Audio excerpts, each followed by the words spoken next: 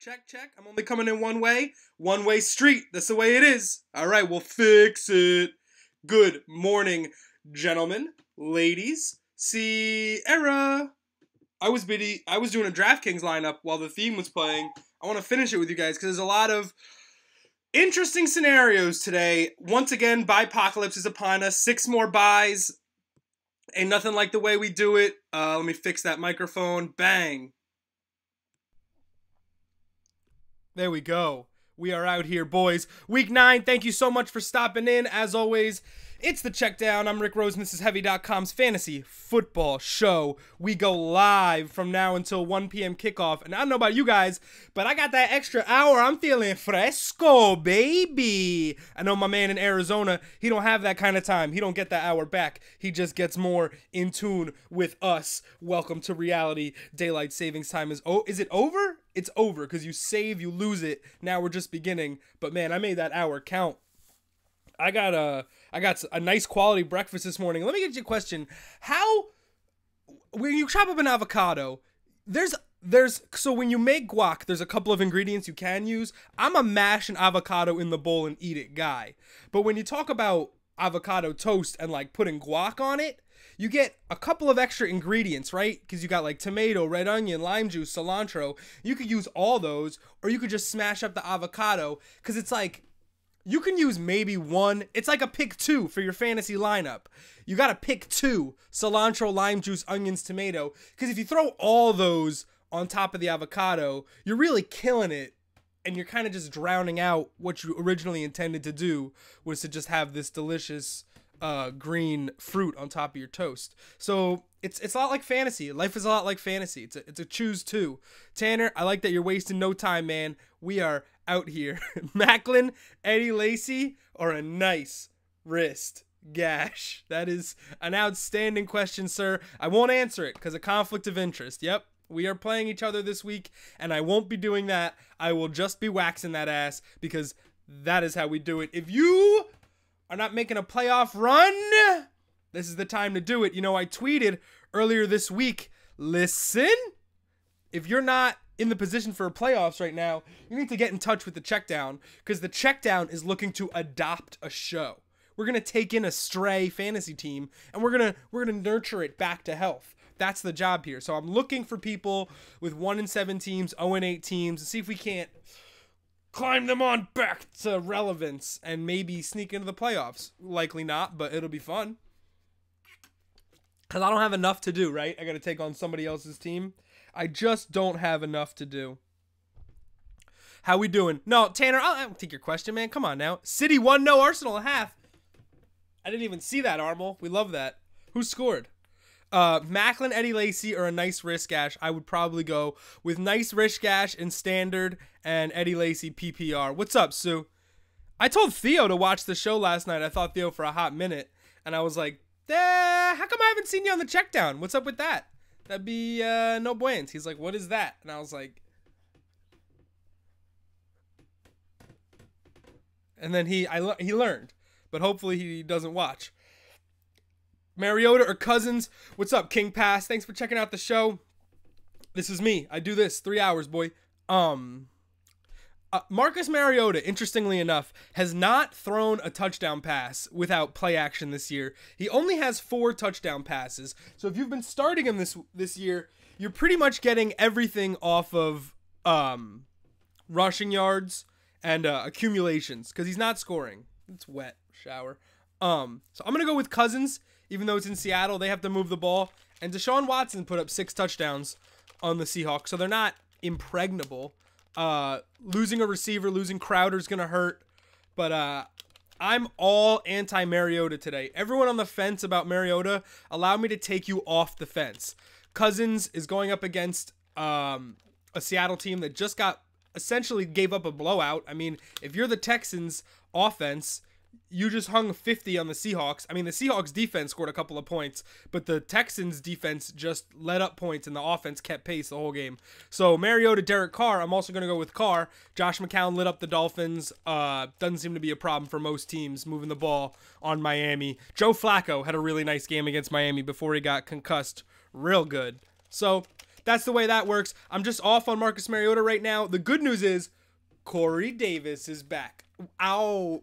Ow. Corey Davis is back. Ba-bow. Ba-bow. And he could be the #1 receiver in this rookie class. So we're just kind of biding our time, patiently waiting until he gets a full workload, and then we'll see what happens. How about them Jets, Armo, man? A little bit of balance, huh? Josh McCown, maybe top 5 the last couple weeks. Ew, gross, but here we are. New reality. So King Pass, Will Fuller, it's interesting because obviously it's not the same situation as it was last week. So your decision to like stay in the flames, as they say, on Will Fuller is pretty much a matter of personal preference. I really don't think that he's going to produce without Watson. Then again, I said the same thing last week. He wouldn't. I said Will Fuller was, you just couldn't start him reliably. And here we go again. So another week, another opportunity to stay in the flames on that.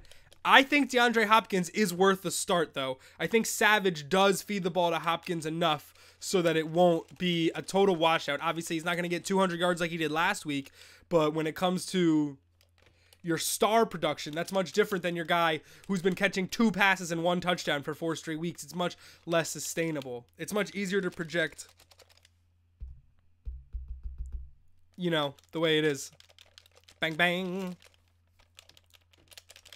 We are here. We got a pretty loaded schedule.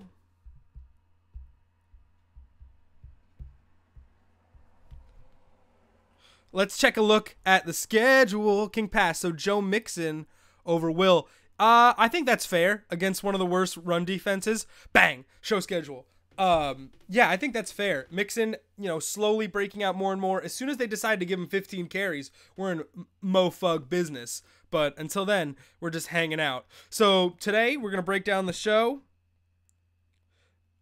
Then we're going to look at the tiers for today's matchups. Again, 6 teams on bye, so not that many games, just 12 games. We'll go through them real quick. Then we're going to look at the market watch. It was a crazy week for football. Teams went up, teams went down. Market watch, we'll do some graph stuff.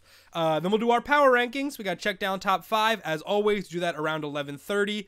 Then we're going to do BYEPOCALYPSE Part DEUX. So if you need a spot start, a quick guy to plug into your lineup today, it's everyone in that segment is under 40% owned in ESPN leagues, so we'll take a look at who you can add for the BYEPOCALYPSE. In the last hour, we'll talk about shadow monsters, individual cornerbacks that are blanketing wide receivers earlier in the season, and we conclude with our live fantasy DFS draft on draft.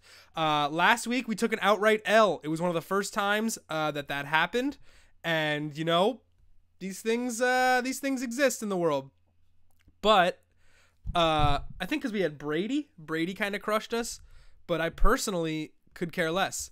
Heyo, because we've had a crazy start to the season on that app, and we do it every week, and it's like $3. So we're definitely still way ahead of ourselves, and we have fun with it every week. It's a nice little thing to round out the show because we talk about projections, we talk about matchups, and then in the last hour, we get to execute on everything we've talked about, and then hopefully make some money.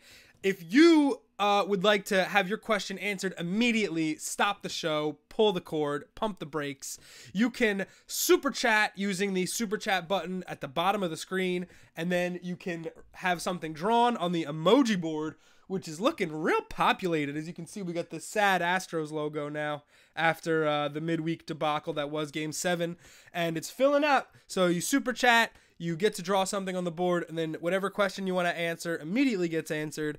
And that's how we do the show. That's the format, baby. 3 hours. All right, let's catch up. Yeah. Jay Ajayi, Kamara, Aaron Jones, T.Y. Hilton, PPR. Need 2 backs and a flex. So you need 3 out of 4. I would just bench Ajayi. Limited workload against Denver. Just bench Ajayi. It's not worth it. Especially with the other 3. Kamara, Aaron Jones, T.Y. Hilton. You're fine. I know I jinxed Fuller, Billy Bob, but a lot of Fantasy Nation talked about unsustainable was the first thing that comes out of people's mouth. Sustainable, not very sustainable. If you catch 11 passes for 7 touchdowns, it's just not very sustainable. I would like to say I jinxed Deshaun Watson, because I said if he had a good game against Seattle, he'd be the #1 quarterback the rest of the year. Guess what? He's not. 8 to 9 months. 8 to 9 months for Deshaun Watson. Brutal.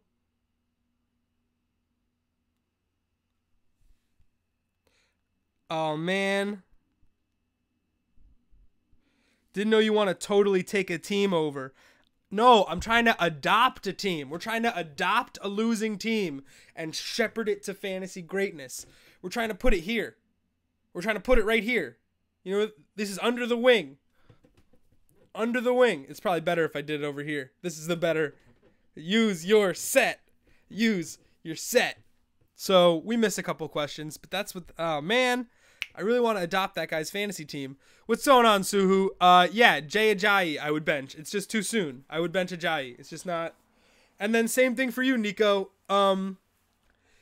Amari, Chris Thompson as a flex. That's actually a pretty brutal choice. That's got to be killing you every week, Nico. I'm going to go with Alex Smith in that Russell Wilson, Alex Smith. I think that's going to be a shootout. But it is worth the fact that it is Russell Wilson's season. I just think it'll be a lower scoring game on the East Coast. Russell Wilson season. He's got last couple games dominating legs and arm. Looks healthy. Looks to be in sync with Baldwin, in sync with JG. Russell Wilson season. That could be the late round guy that starts crushing it. Late season acquisition. What's going on, Aaron? How you doing? Thanks for stopping in. I'm starting Doyle and Ingram over CJ Anderson. Good idea. I think so. On the road, wet conditions, #1 run defense. That's really rough for a run game. And then you look at a guy like Jack Doyle, 12 targets last week, super freakish, but a good matchup today against a soft Houston defense. Had some injuries. They signed Lamar Houston, free agency. He's been huge for them, huge in the pass rush. But in terms of coverage, they've really struggled. They always struggle with backs out of the backfield. So I think that's not the worst idea. Doyle or Ingram. Ingram is, I'm worried about the matchup.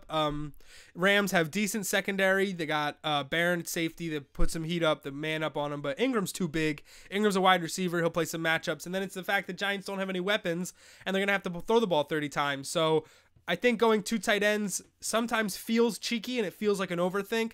But you got 2 good tight ends, so I don't think it's a problem there. And I'm going to save that one for this week to start the show. I think that's a worthy, just to look at the way we think about points and production and where it comes from and matchups.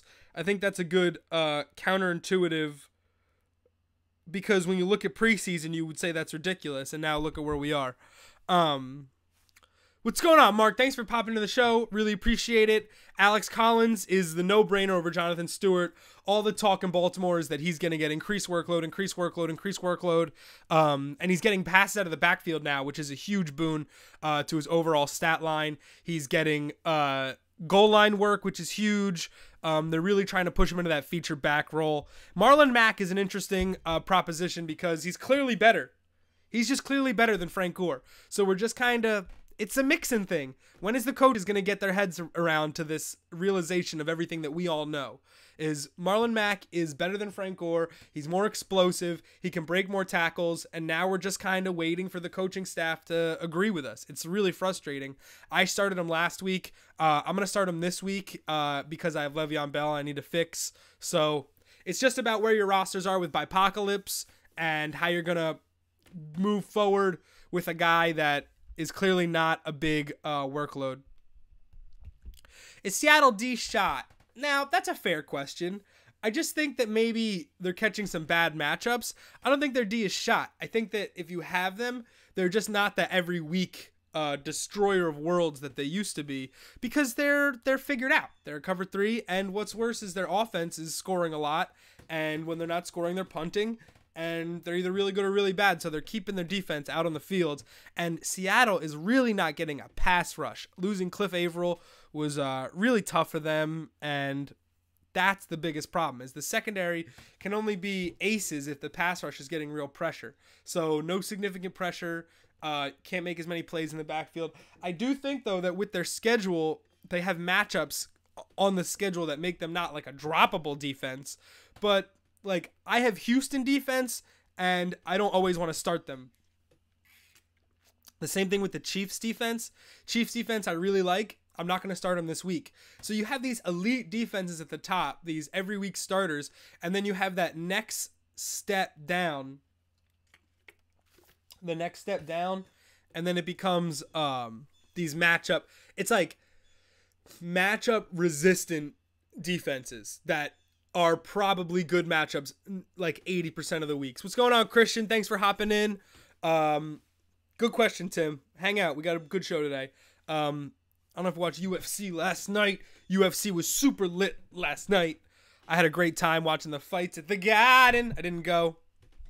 But if you didn't watch, George St. Pierre was the welterweight champion of UFC. He retired after a successful belt defense. 4 years out. Comes back in after 4 years last night against the reigning middleweight champion, who was actually 2 years older than him, 38 years old, and is crazy fight because GSP looked every bit like the better fighter, but having not fought in 4 years, Bisping, the other guy, had much better conditioning and was just looking like he was slowly going to take over. And you knew the longer the fight went, the more Bisping was going to get it. And then St. Pierre, to his credit, he did his homework and knew he was going to be vulnerable to his right side, caught Bisping with a huge left, and then dropped him. And then the pro starts to work because GSP is not just a great fighter. He might be the greatest fighter. So he's on him. He's on Bisping. And normally in a fight, in a UFC fight, you would just whop on the side of the guy's head till they end it or till the guy like recovers. GSP don't do that. He sets him up with the wallop. And as soon as Bisping covers his head to protect himself, GSP gets under. Choke. Tap. Game over. Amazing. So good. Goat shit. Really good. Rebecca Lowe or Kate Abdo? That's not even close. It's Kate Abdo. So, what are you going to do? Rebecca Lowe pulled the Seattle Sounders youth coach. Kate Abdo is dating like ex-boxers. Kate Abdo is the realist. Kate Abdo was dating like a Russian like real estate mogul or married to him, and they got divorced. I got an email about it because I wrote an article about it. I got divorced. She's a boxer now. It's pretty cool. They're cute together. Abdo all day. DJ versus TJ, do it. Whoa. DJ versus TJ, do it. How do you guys like DJ and TJ? Who you guys got in that matchup? That'd be crazy. It would have went to the end of the round. I think the fight would have ended because GSP is a bloody face. Wow, that'd be a crazy, crazy end. Wow, that would be because that was a close fight, but you're right. The way he was bleeding, if they called it, that would have been a horrible end. Yeah, Porzingis and Mighty Mouse, that was insane. Porzingis it was so funny because the Garden, it's the Garden. It's not always New York loyalists. It's New York elite for a fight at the Garden. So they put, they're doing the celebrity cam, right, at the fight. They put Porzingis on the screen and everyone's like, who is this big white guy? So like baby pop. Then they show Cece, Sabathia, nice little scattered applause, right? The third person they put up, Gordon Ramsay. Place erupts. Garden erupts. Because they all, oh, look, I know that guy. That's the guy that makes eggs. It was so good. Biggest pop of the night was for Gordon Ramsay on the Jumbotron. It was phenomenal. Wow. Game of the day, guys. Chiefs, Cowboys. I like it.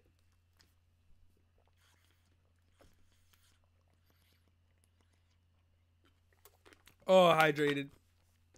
Is Gordon Ramsay a huge MMA fan? That's awesome. I like that, too. He looks like the guy that, like, secretly wants to scrap. I love it. You know what? That's interesting.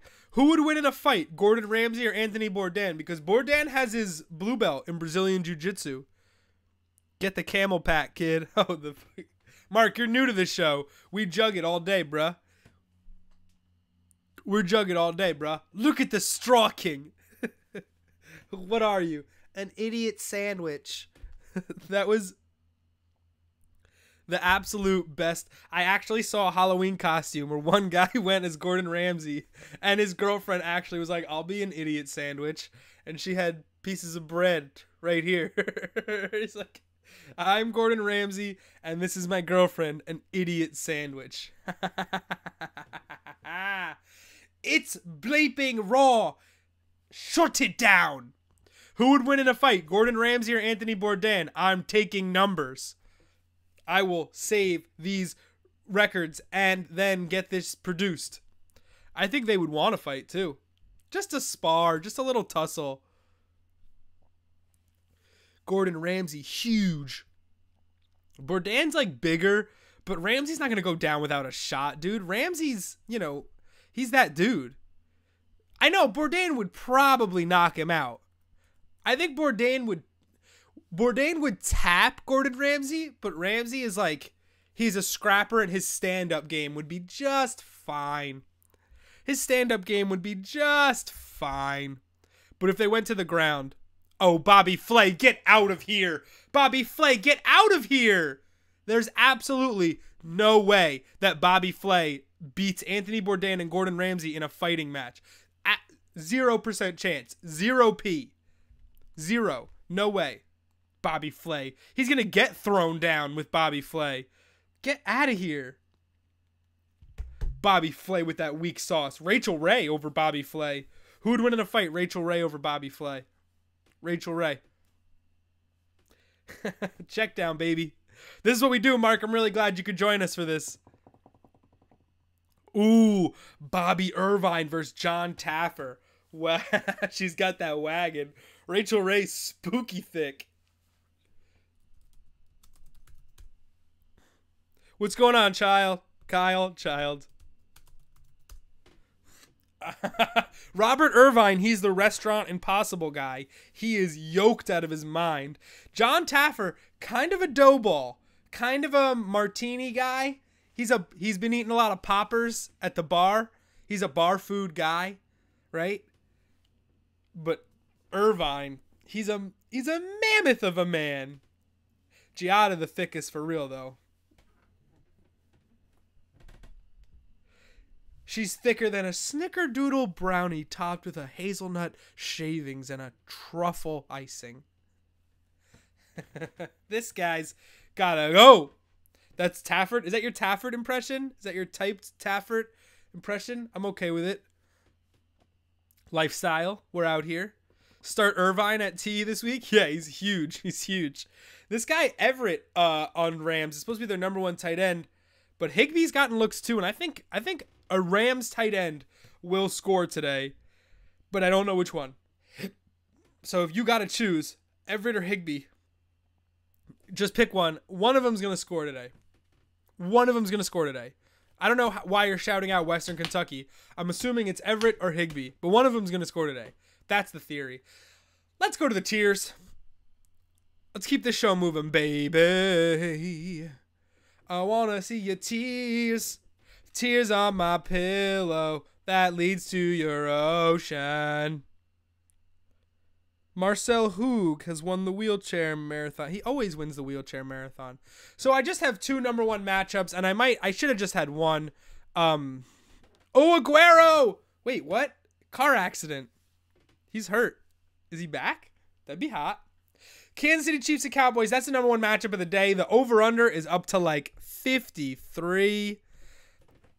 And that's going to be an interesting game. The funny thing about teams that can't stop the run is that if you try to mitigate that against a good running team, you try to stop the run, then you end up giving points to the pass too. So if you can't stop both, and when you have a potent, balanced offense like both of these teams have, you're going to run into some trouble. I don't see either team getting stuffed here. I see both teams being very productive on offense. Burns wants to take the under. It's okay. He took Joanna Jędrzejczyk yesterday. Paid the -700. And Dallas, no worry about the conditions. Tyreek Hill gets the turf.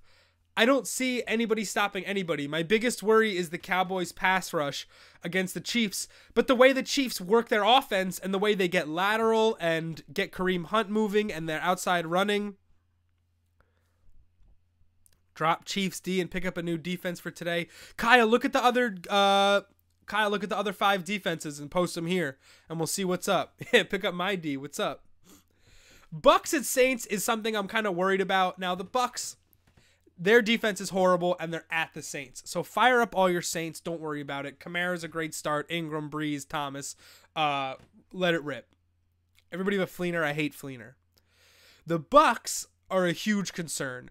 The Saints are slowly working their way into a top half defense. And they're doing it with turnovers. They're doing it with pass rush. And they're doing it with their great rookie corner, Marshawn Lattimore, who's taking number 1 receivers out of games.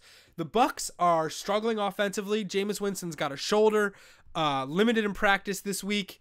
And so, obviously, this game has shootout potential. We see a game in New Orleans. It's the Coors Field of football stadiums.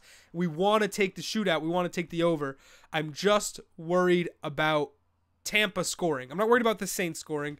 I'm worried about Tampa scoring. That being said, I have Jameis going in a bunch of leagues after I cursed him last week. I need to force my own reverse curse, and we'll see what happens. Hopefully he can hit a long one to Deshaun Jackson. It's the missing piece from their offense right now, the long ball. With a sprained AC joint, it doesn't really help. D's matchups, tier 2, Falcons, Panthers. I think it's time we start respecting this Panthers defense. What's going on, Jeff? Thanks for joining the show. I really appreciate it. I know that came out a little sarcastic. It was not. Standard, Blunt, Adams, Deshaun, or Watkins. If we had to start one, I would go with Adams or Blunt, and we can narrow that down. Blunt is in the elements against Denver, but it's at home. It's a positive game script. I really think that Blunt can have a very strong game. The rain suits the rushing team more often than not because the offense moves forward. The defense has to hold their ground, and that's harder to do when conditions are slick. And so I think Blunt could have a fine game, get the ball a ton, and Adams, believe it or not, Adams has drawn the shadow in multiple games for the Packers. Other teams have declared Devontae Adams the number 1 receiver. The Packers can say Jordy's the number 1 all they want, but if you're playing the Vikings and Xavier Rhodes shadows Adams, and if you're playing the Lions and Darius Slay shadows Adams, Adams is your number 1 receiver. That's just the way it is. That's not dictated by you. It's dictated by how defenses cover him. So I like Adams. I like Blunt. And those would be my 2 picks. And if I had to choose, because it's standard, I'd go with Blunt. Suhu, can we get our Rex Burkhead update? Rex Burkhead has come back to the fold for the Patriots. The Patriots are on bye this week. Burkhead caught a pass in the red zone last week. It was beautiful. But he went down. He didn't score. So we're still sitting at 1 touchdown on the year. If you're new to the show, if Rex Burkhead doesn't score 6 touchdowns this year, I will eat a picture of his face. I will print out a picture of his face and I'll eat it. And my voice cracked because I don't want to do it. I'll do it. But Rex Burkhead scores 6 or I eat a picture of his face. Jeff, that's the way it works. And he's only got 1. And that's a big problem. What size pick? Excellent question, Mark. It is a standard 11 by, it's just a piece of paper. Standard piece of paper. We're going to print it out, and then we're going to eat it. Jeff, I'm here to help your gut, man. I'm here to help your gut. And if you want to lean Deshaun is the high ceiling play. So let's say you're playing the best team in the league, and he's already got 30 points from last night. Maybe he had Tyrod on Thursday. Maybe you want to go Deshaun. It's a higher play. You need a higher score. You go Deshaun. You're trying to bank a couple points. You're just trying to build a score. I would go Blunt. It's a full-size picture of Burkhead. But I think the way Burkhead is getting involved and his touches, he's reliable. What's important with that is that Brady likes him and Belichick likes him. Like, Brady likes him on the field. Belichick finds ways to get him involved, and that means that it's just a matter of time before he gets more meaningful touches, y'all. Washington at the Seahawks. Again, after the Texans light up the Seahawks for 48, it really makes things tough to parse for the Seahawks defense. But the Washington has balance, and that's going to help them on the road. And I think this game could be pretty high scoring. Nose is doing things. Russell Wilson is in full-on November mode. Suhu, yeah. I think so. And Evan Silva, oh, that's John Ross, healthy scratch.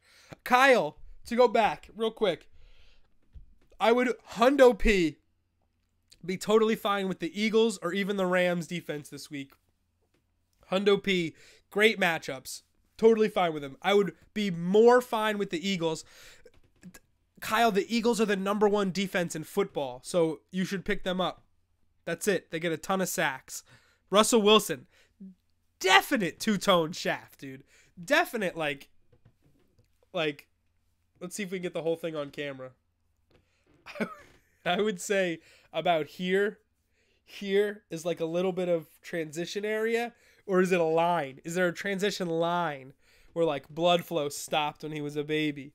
Because some people have like a blend, and some people have a line, like a definitive, like a prime meridian.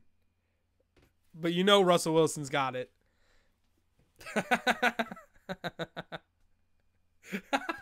I hate you, dude. You're the worst. It's a family show. Oh, you savages. Colts Texans, a lot of people would bail on this. I don't think this matchup is so outrageous. Colts defense is bad, but they can move the ball. The Texans defense is not super great, and they're not going to be able to move the ball. So the Texans are likely going to be punting to the Colts a good amount. And what does that mean? That means Jacoby Brissett can score. I like T.Y. Hilton in some DraftKings stuff. How often are you going to get a legit number one receiver for like $4,700 in DraftKings? I think it's a fine matchup. You're going to take some deep shots. Why would you not, Colts? You got nothing to lose here, man. You were supposed to get blown out in this game. You have a legitimate chance. I like Colts +7 too. I'm not going to lie. I futz with it heavy this week. And also Raiders, Dolphins, a couple of teams that have no problem giving up 35 points. A couple of teams that play into the fourth quarter aggressively, meaning that the Raiders and the Dolphins aren't going to put each other away. You know what I mean? They're not going to put each other away. That game is going to be open and up for grabs for many minutes. Up until through the second half. What do you think about Cobb? Worth a roster spot? No, not until he does something. Personally, I'm selling all my Green Bay Packers except Aaron Jones. We're out, dude. Peace out. A-Town down. And it's part of the market watch this week. We just got to learn that we got to cut loose on some guys. Larry Fitzgerald was on pace for a top 10 year. Peace. What are you going to do? This is the league, man. This is the league. We have more top-tier, top-end players out of action than any other season in recent memory. I will give $10 to anybody that can name a player that suffered a quarterback that suffered a season-ending injury in practice mid-season. Never heard of it. Never heard of it. Absolutely insane. Insane. Practice, drills, non-contact, mid-season. Why would anybody do a high knee ever again? It's preseason, Suhu. That was preseason, but I bet you think you're slick. I bet you think you're so slick. Yep, I want it. Preseason, dog. This is in the middle of the season. This is November practice torn ACL. This does not happen. Nobody does this. It makes no sense. Oh, God. Tom Savage. Tom Savage has to be a praying man. Lord, just give me one more shot. Lord, if I could just get out there and get one more shot, Lord. Lord, if I could just get out there and show what I could do one more time, Lord. Lacazette. Very nice. Very nice pull, Mark. That's great. That's good. See what you bring to the show? That's valuable. Tannehill Bridgewater preseason, man. This is ridiculous. Never happened like this before. Never. Stupid, stupid, stupid. Yeah, dude, Cap should have gone to Penn State and played for Bill O'Brien. And then you would know. Then you would know.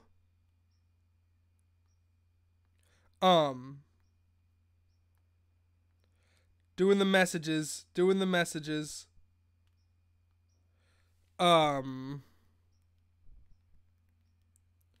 Sorry guys, keeping up with the messages. Yeah, McGloin went to Penn State, so Bill O'Brien thinks they know each other and they can work together. So, I mean, if you're gonna run a college offense, go get your college quarterback, bruh. So that'd be interesting. Kellen Clemens has a job. Kellen Moore does not. Lefty still in the game. Is Simeon starting today? Kyle, he is not. Brock Osweiler is getting his first start of the season. It is very provocative. And so if you are not starting the Eagles defense, you're an idiot. Go get him. Go start him. Start the Eagles defense. Number 1 defense against Osweiler at home in the rain. Come on, guy. This is not that hard. Cousins. We're selling on Mariota today, Christian. Sorry. I know we did this earlier. Wow, wow, wow, wow, wow, wow, wow. Checking messages. Yeah, get that Eagles defense, man. That's insane. Cooper Kupp or Robert Woods, a better last-minute pickup versus Giants. I like Robert Woods. Cooper Kupp is a PPR guy, but he's the 3rd. I like Robert Woods at the 2, especially with no Janoris Jenkins. That means you'll probably get some Eli Apple on Robert Woods action. We love that as far as a fantasy perspective. As a Giants fan, we despise that. And Robert Woods has had really solid red zone looks without scoring a touchdown so far in his career season. So I think you could look for him to get in the end zone today. Very interesting to see what Giants team shows up post-bye.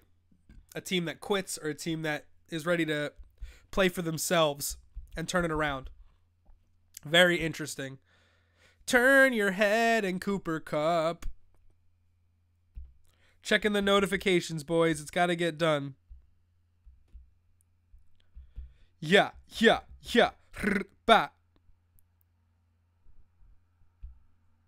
I'm missing one. Broncos O-line. What's going on, Jeremy? Thank you so much for popping into the show. This is the Checkdown, homie. It's a live 3-hour show. We do it cada domingo every Sunday, baby. 3 hours up until kickoff. It's just me. All I need is one mic, one screen. All I need is one graph, one chat. All I need is 3 friends, 5 beers. This is what we do. Udaman, thank you so much. Corey Davis or Josh Doxson? It is a very, very provocative question. Thank you so much for bringing that straight banger to my show. I have been on Corey Davis since week 1. I am a Corey Davis believer. This is a really rough week to start him, especially given the opponent. But GameScript says he's going to get his looks. My biggest issue with Doxson is the touches. And even with Crowder gone, I just feel like Doxson is going to draw a ton of Sherman today because of where he lines up. And it makes me really nervous. So when we look at these two, like, we can't look at Redskins receivers without thinking about the way Kirk Cousins is spreading the ball around, the total lack of production by any singular Redskins receiver, even though Cousins has been mildly productive this season as a quarterback. The overall receiver production is just spread too thin. He's completing balls he's averaging like 7 different receivers a game. Just crazy. For me, I think that, well, Billy Bob, that's different though. That's totally different. I don't think Fuller lined up against Sherman. I think, and also Deshaun Watson is GOAT. Like, Deshaun Watson just RPO'd them into oblivion. I think you're right. I think Doxson has some upside. I'm just worried about any Redskins receiver catching more than 5 patches. Like, I just can't see it. Or I think 6 catches is pretty realistic for Corey Davis. I can't trust any individual Redskins receiver this week. Will another receiver throw an interception this week? I don't believe so. Like and appreciate the insight. What's up, Music Geek? Thanks for hanging out. Muzak Geek. So I think you spend a lot of time in elevators. Do I trust Jordy this week? I actually don't. Would I trust Djax as a better play in PPR? I think so. I think he's got a much better defensive secondary matchup. Thompson definitely might get a lot of catches out of the backfield. He's their leading receiver as far as I'm concerned so far this year. just the way that the Redskins operate their offense. It just hasn't been a lot of feed this guy. It's just throw to who's open, and that's cool. You got Cousins going through his progressions, but it just hasn't been there for any individual Washington fantasy players. I have Washington's fantasy production up right now. We're looking at the pro reference page, and there just isn't a lot of receiving production. Like Jamison Crowder is the most targeted receiver with the most catches. He is out this week. So there is a little bit of distribution plus side for people like Ryan Grant and Doxson. But Doxson just 8 catches in 8 weeks. I don't know how that just leads me to be starting him over an established player. You know what I mean? So either way, we are just not seeing any type of positive production from this group of guys. Like Chris Thompson, obviously the best one of the group. Doxson, 3 touchdowns on 8 catches is a little bit of Will Fuller in him, it appears. But I just don't. I have Ryan Grant in a DraftKings, but only because the value is so crazy. Like I'd much prefer a high tier receiver like Deshaun Jackson. And I think that it's totally reasonable to look at Doxson and be like, that's tasty, but it's okay to stay away and just keep an eye on him, but not throw him into the lineup as a high ceiling play.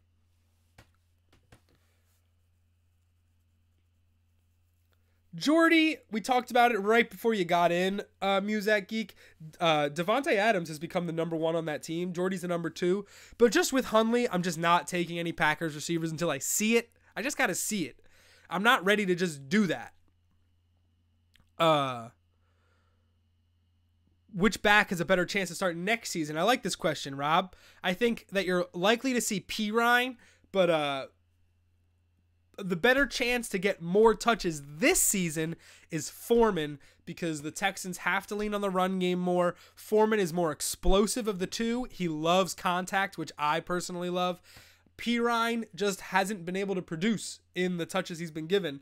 And if you can't produce in limited work, you don't set the standard to earn extended work. What's going on, TR? Thanks for popping in. We're going to get to that question in 1 second.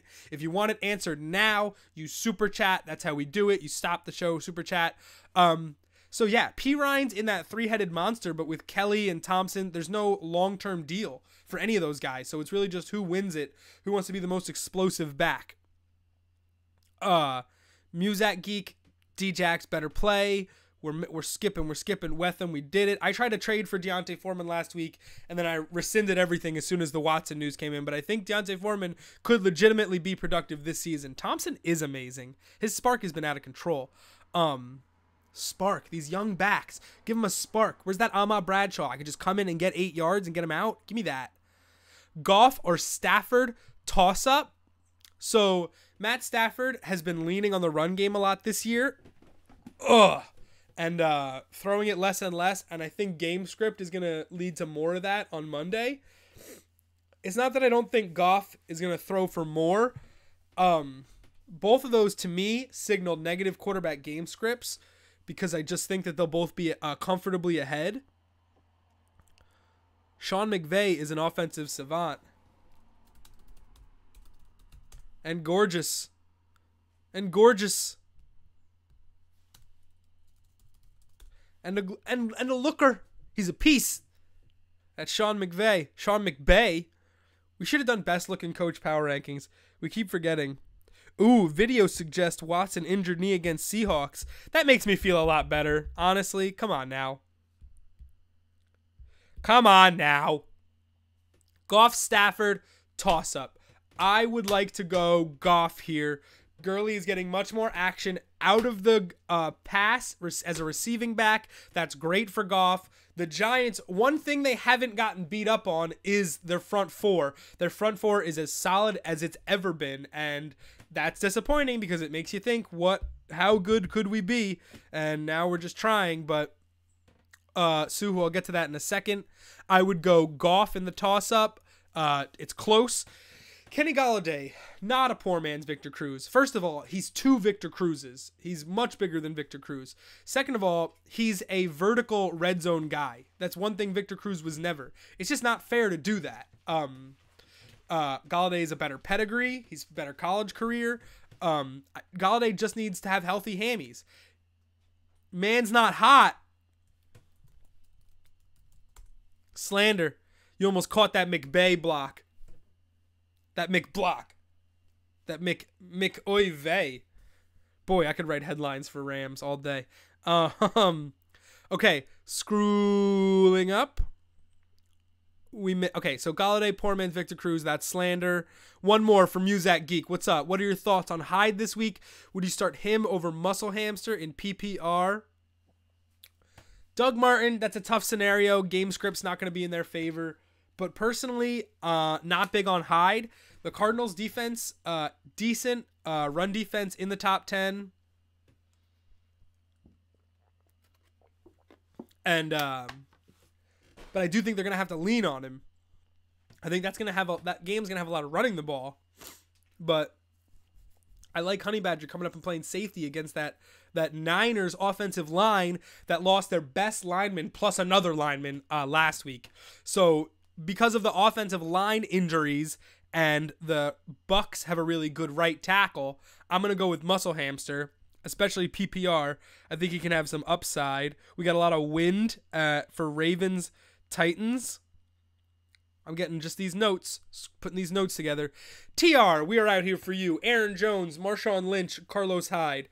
We just dirted on Hyde. I think Aaron Jones is by far and away the best back of that group. Going to get the most opportunities. He's the most explosive. And he's got a decent matchup. Hundo P, TR. Aaron Jones, I'm going to save that one because I think it's winnable for me. Bow, chick, chick, bow, chick, chick, bow, chick, bow, chick, chick, bow, chick. Okay, here we go. Aaron Jones over Lynch and Hyde. Bang. Mans can never be hot. Why? 2 + 2 = 4 - 1 = 3. Quick math. Quick math. King Pass. I like you, man. You can hang. Please hang.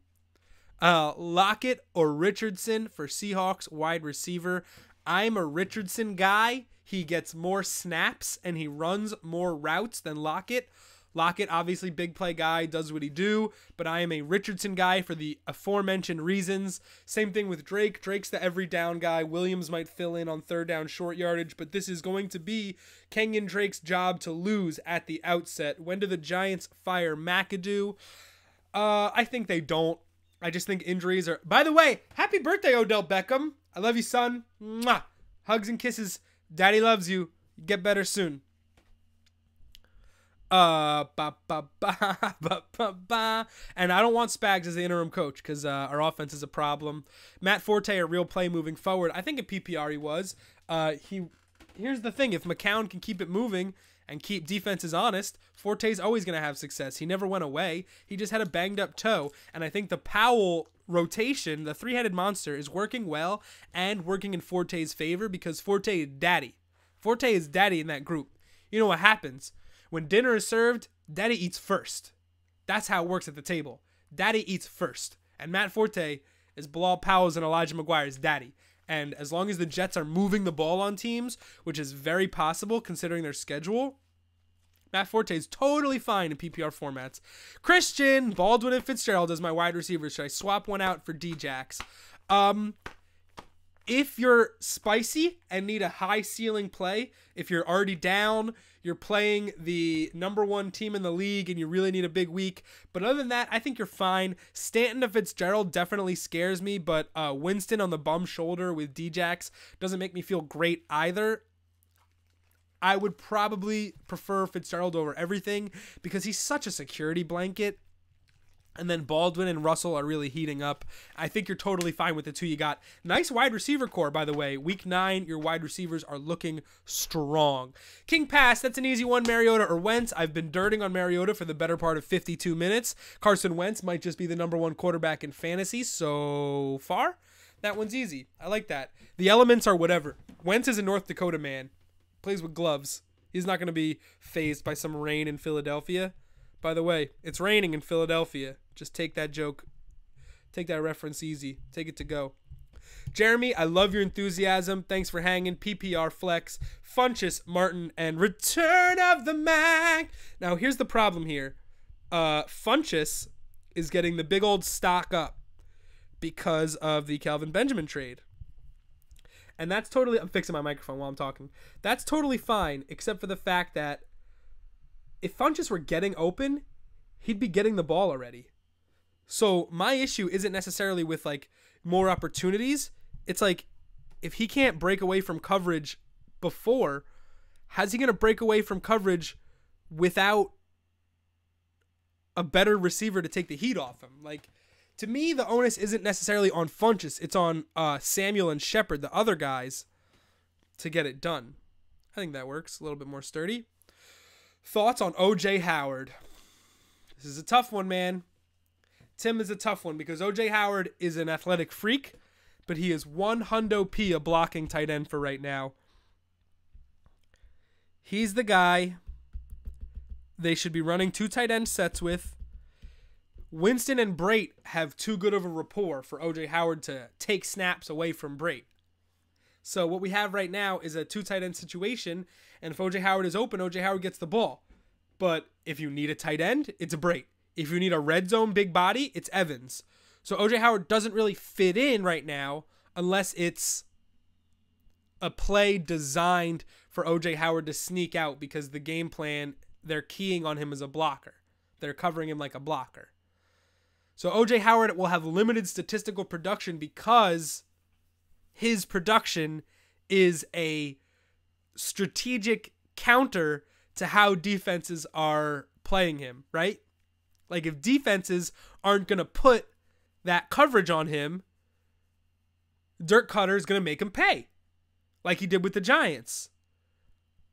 But if they're going to respect him like the athletic tight end that he is, he's going to block and not going to see any looks. And then that takes an athlete away from the defense. Do you know how that works? It works really well. I love 2 tight end sets. It works really well schematically, but the Bucs just haven't been able to execute half the time, man. What do you think Brait and Fitzpatrick talk about in the locker room? Probably their kids. It's probably way boring. Old people just talk about what routes they take to get to work on time. Don't you know? Don't you know? Isn't that what... Once you turn 35, you just start talking about traffic and the best way to get to work? Especially in Florida. Especially in Tampa. Ugh, they probably got a 30-minute commute. Gross. To the stadium. Gross. Mariota or Winston is a little bit tougher. I'm going to know King's whole roster by the end of the show. I would prefer Winston. Positive matchup. Whoa, what do we got? Evan Silva. Adam Schefter says Damian Williams will be heavily involved tonight, but Kenyon Drake is the one Miami expects to eventually emerge. That's interesting. That's really interesting. Not string theory. Not string. No, nobody talks about. Smart people don't talk about that. Don't be smartest. Don't be derogatory towards intelligent people. Because you're surrounded by him here on the Checkdown, baby. We're finishing up our first hour. I'm about to slap that theme music. We're going to do power rankings at 11:30. We got a lot of draft. Got a market watch. Got the shot. We got good segments this week. I work hard on my segments. I work hard on my segments. All right. Is Devontae Adams done without Rodgers? I think so.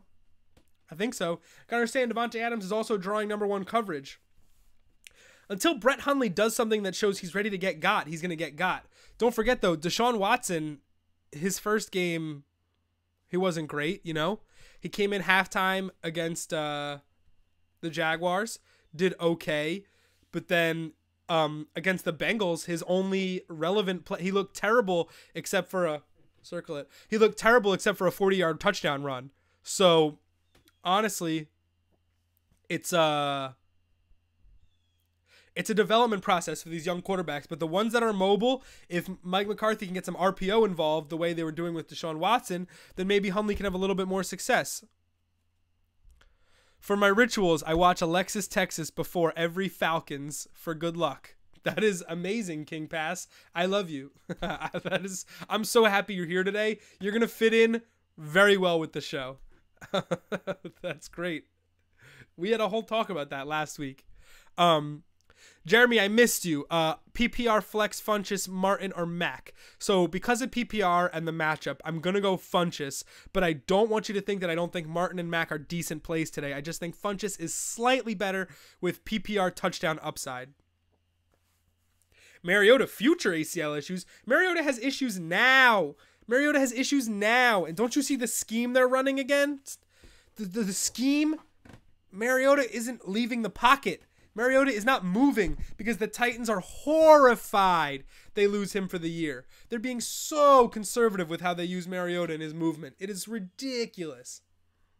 Anywho's, Sterling Shepard or Deshaun Jackson. What's going on, Jake? My midweek man, Jacob. Thank you so much for finally checking into the show. I feel like I know your whole team back to front. It's good to see you on the Checkdown Live. Tell a friend, tell 2 friends. Now you got 5 friends. Sterling Shepard or Deshaun Watson and Wentz or Winston. I'm going to go with Wentz over Winston. Number 1 quarterback. Conditions favor the offense. Denver's been beatable past weeks. Jameis Winston a little injured on the road. Shepard or Deshaun Jackson is a little bit tougher. My instinct says Deshaun Jackson. I don't expect much out of the Giants offense for the foreseeable future. And the Rams defense isn't a joke. Their pass rush is strong, and it's going to give Eli a lot of problems. PPR, Shepard will probably have more catches.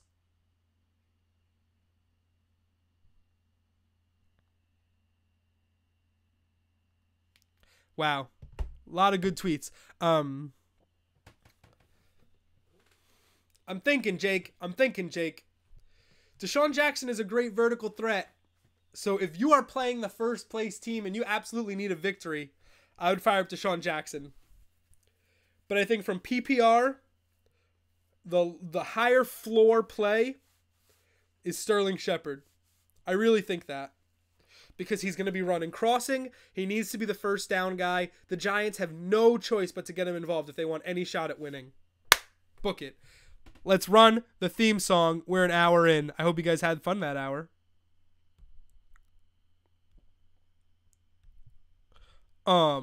Boys.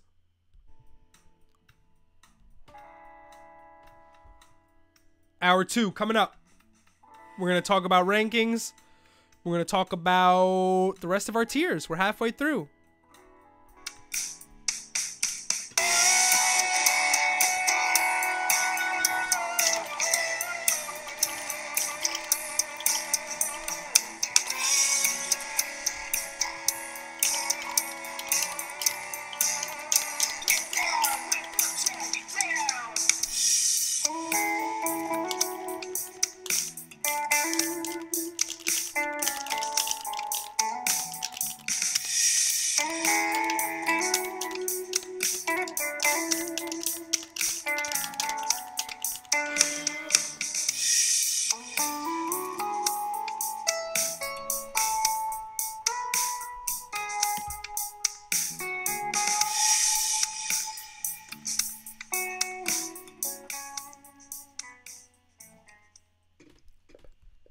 Ooh. That's Chuck Salamone, baby. That's my childhood neighbor friend working on the theme song. It's beautiful. Man, we really missed some of the fun promotional run-up stuff for the Checkdown. Like, the commercial's almost ready, but like it's week 10, so I don't really know what I'm gonna do with it. And then next year, we don't know, like the Checkdown's like a year-to-year thing, so you never know. Oh, Ravens defense, TR, all day. Give me that Ravens defense. Give me that pass rush on Mariota. Give me that stuff in the run. Give me that stuff. No good wide receivers. Maybe Corey Davis. Other than that, Garbo. Against the Seattle at home is okay, but that's me punching. You guys remember, if you want to just regular attack, that's A. But a lot of people don't know about smash attack. That's where the game is won. If you move to the side, you're going to do a harder... And that's where the game is really fucking won, is the smash attacks. Like, obviously, your down B is like your power move. But if you don't smash attack regularly, especially down, you're going to get slaughtered.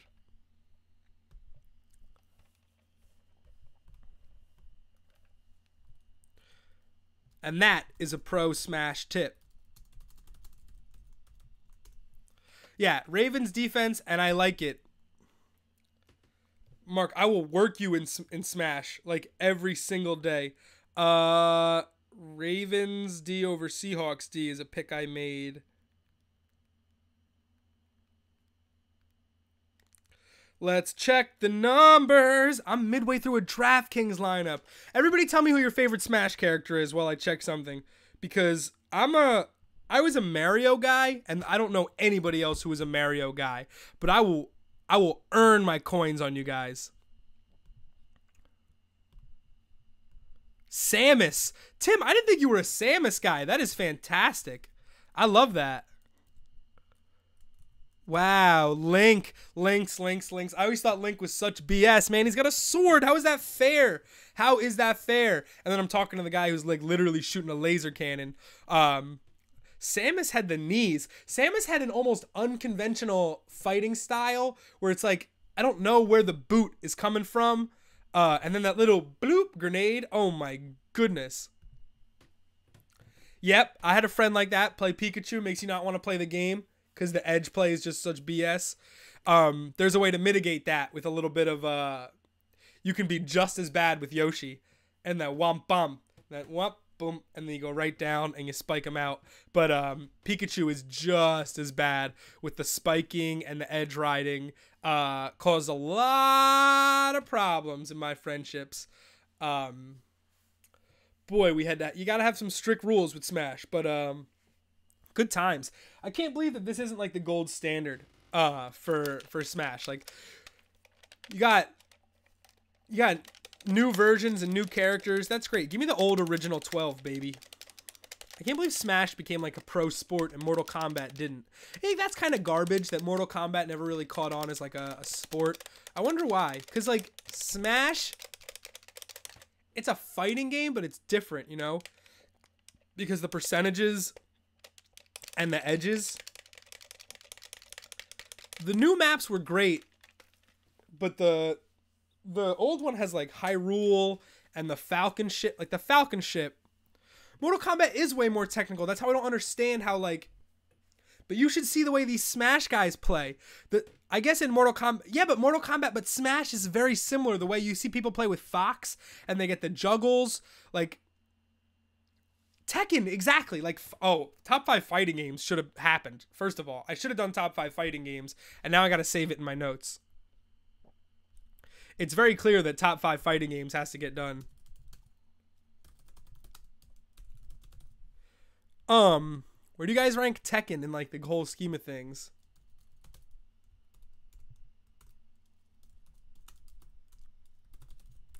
Is Tekken better than Street Fighter? That's what I want to know. Is Tekken better than Street Fighter? That's actually a provocative question. Why did I do that? I guess I wrote a Z. We went double screen for a second. I don't think so, but it's very close. Honestly, it's very close.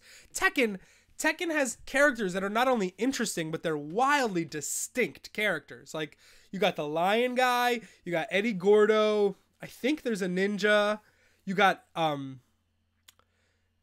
Kwang Yang with the legs, you got Heihachi's kind of like a power, like a judo power.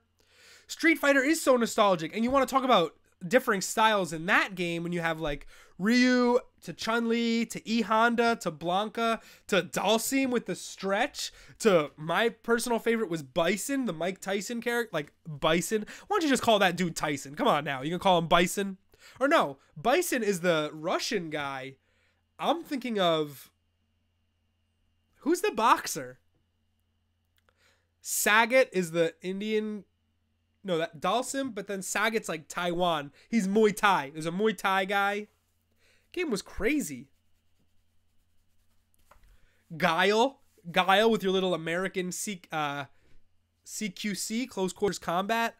Street Fighter was insane. My mom used to work at a gym, and then there was like always Street Fighter in there with like press a quarter to start. I'll never forget because I always used to walk up and like press the one player start. The Street Fighter 2 had this ridiculous opening intro scene where it's like 2 guys and they're doing this, and then one just like punches the other out, and then it pans up. Let's see if we can find that on YouTube. It's classic, but it makes no sense. It's just not related to the rest of the game.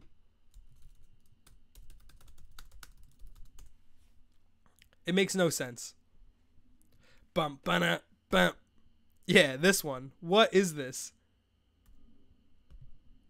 Neither of these dudes are like in the game. Wait, he hits him. He hits him with the right. And then apparently we're going to a tower. That doesn't make any sense. This insert coin screen is burned into my eyeballs. Like legit burned. The World Warrior. This plays for 10 minutes. Oh, and then you got some sample stuff. Does the other guy get him? No! Why is it the same thing over and over again? That's a literal street fight. That's what I'm saying. Like, the game's not about that, though. That's not what the game's about. First of all, the plots to all these games are actually insane.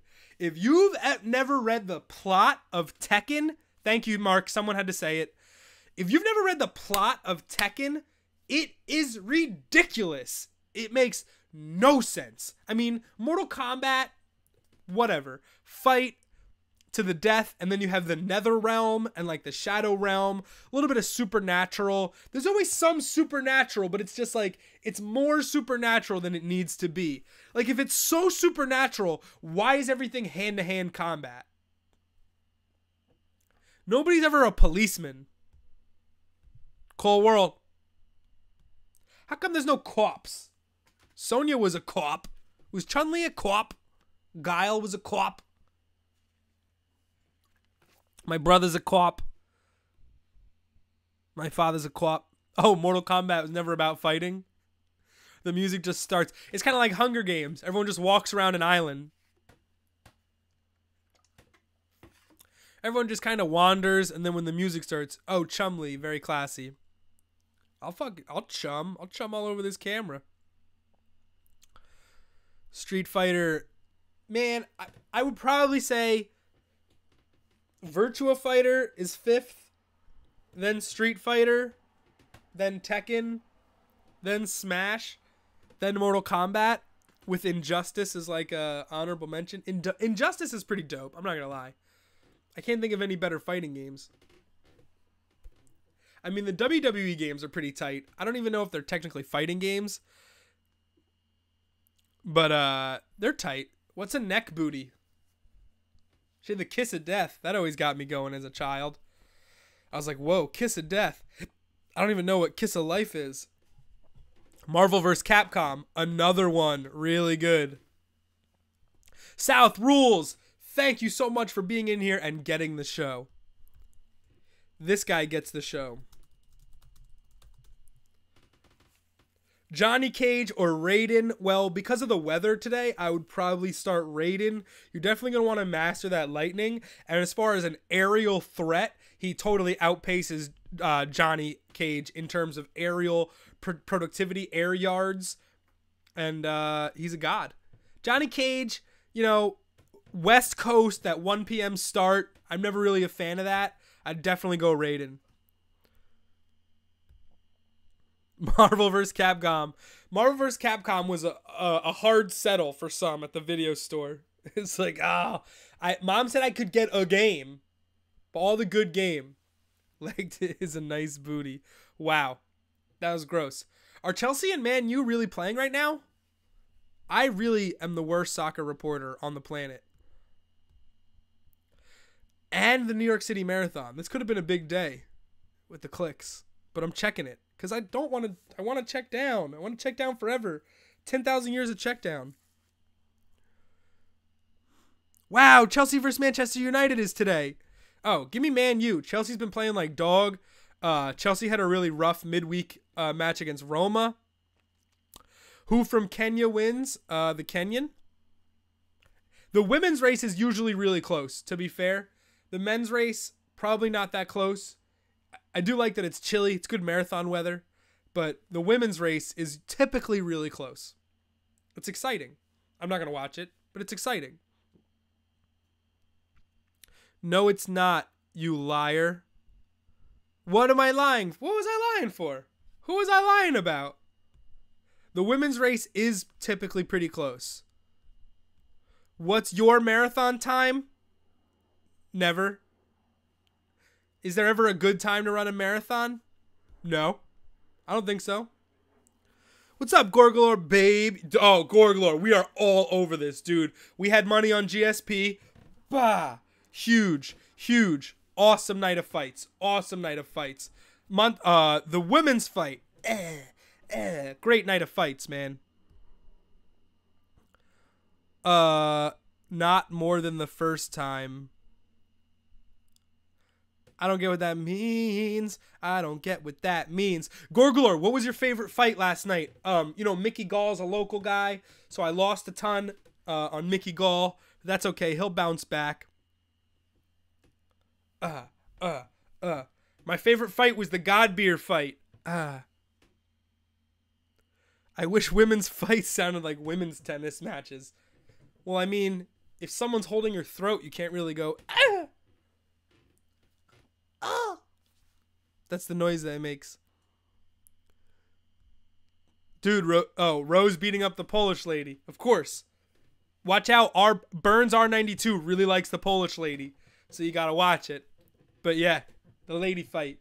Prime. The Garbrandt Dillashaw fight was good too. Burns is about to catch this blocko. About to get that timeout. Yo, she's not the champion anymore. Yo, she's not the champion anymore. I'll put you in timeout, dog. I got timeout I can do. Put user in timeout for 300 seconds. I'll do it. That's a threat. That's a threat, bro. Fade me, fam. Burns is off, dude. Burns is off the wagon. Adam Schefter, Andrew Luck will be reevaluated by docs again in December. Who cares? Who cares? You ruined seasons, dude. You ruined seasons. You lied to people, Jim Irsay. You lied to people. You intentionally deceived the public to sell more tickets. That is wrong and unjust and unfair to the people of Indianapolis. Mike Pence wouldn't stand for that. Come on now. Garbage. Human garbage. Red-faced garbage.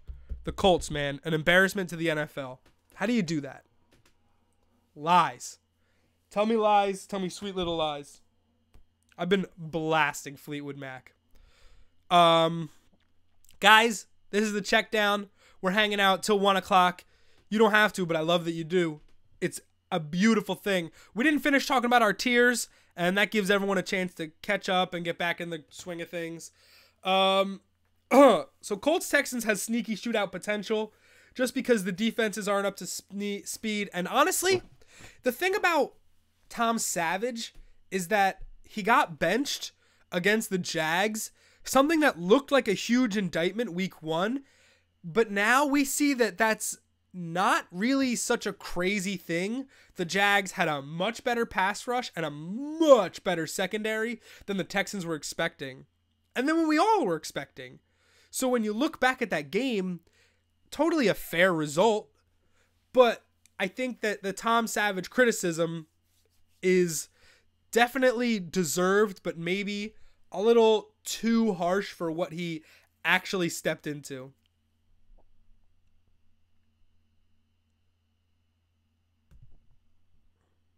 Throw up Irsay's mugshot. You throw up Irsay's mugshot. Throw an Imager link to Irsay's mugshot. I can't just put up images very easily on here. Only when I want to. Lastly, Raiders-Dolphins. Raiders defense has been iffy, to say the least. They give up a ton of points to the Ravens, and so did the Dolphins. And to me, if you give up 4 scores, any scores, if you give up 4 field goals, if you let the Ravens in your territory 4 times, you've done bad defense. And so the Raiders and Dolphins have done bad defense. Neither team will be able to run the ball, so I do think that there could be points scored in double vulnerable secondaries. It's not out of the question. So I'm sneaky putting that back up in there in tier 2. Tim, if you need a tight end, I would go with oh, there they are. Kittle, Howard, Derby, Griffin, Gresham. Damn, that sucks. That sucks, Tim. Gorgalore, you beast, man. Talk to me. What do you want to put on the board? What do you want to say? I didn't talk Jets Bills. I usually talk about Thursday, but I touched on it a little bit. It's a good desperation game, but what happened was the problem with a lot of... I got you. The problem that happens with a lot... Higbee's a good option. I'd probably go with Higbee. Just against the Giants. The Giants have been bad against tight ends. You know what it is. It's a lot of bad options. Jets Bills, it's a thing that's not uncommon when you think a game's going to be low scoring. One team gets on the other quickly, right? And what would have been a slugfest now turns into a situation where one team feels the need to open it up. First of all, the Bills did not need to open the playbook the way they did. The Bills could have kept plodding along, played field position and defense, and done what the Falcons did, which was wait for McCown to McCown himself. But they didn't do that. And when you don't do that, you play right into their hands. Because their aggressive nature worked well for the Jets defense, who were fired up. By the way, we didn't talk about Jets dance to anything yet. We probably will. And then Tyrod Taylor's throwing 35 passes.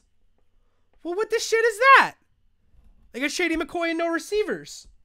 So I think it's about their game plan just got thrown out the window before they ever got started.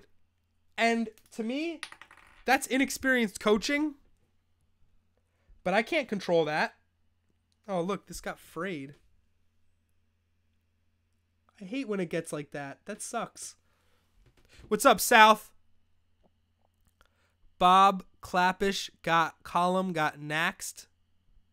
I don't know what you're saying.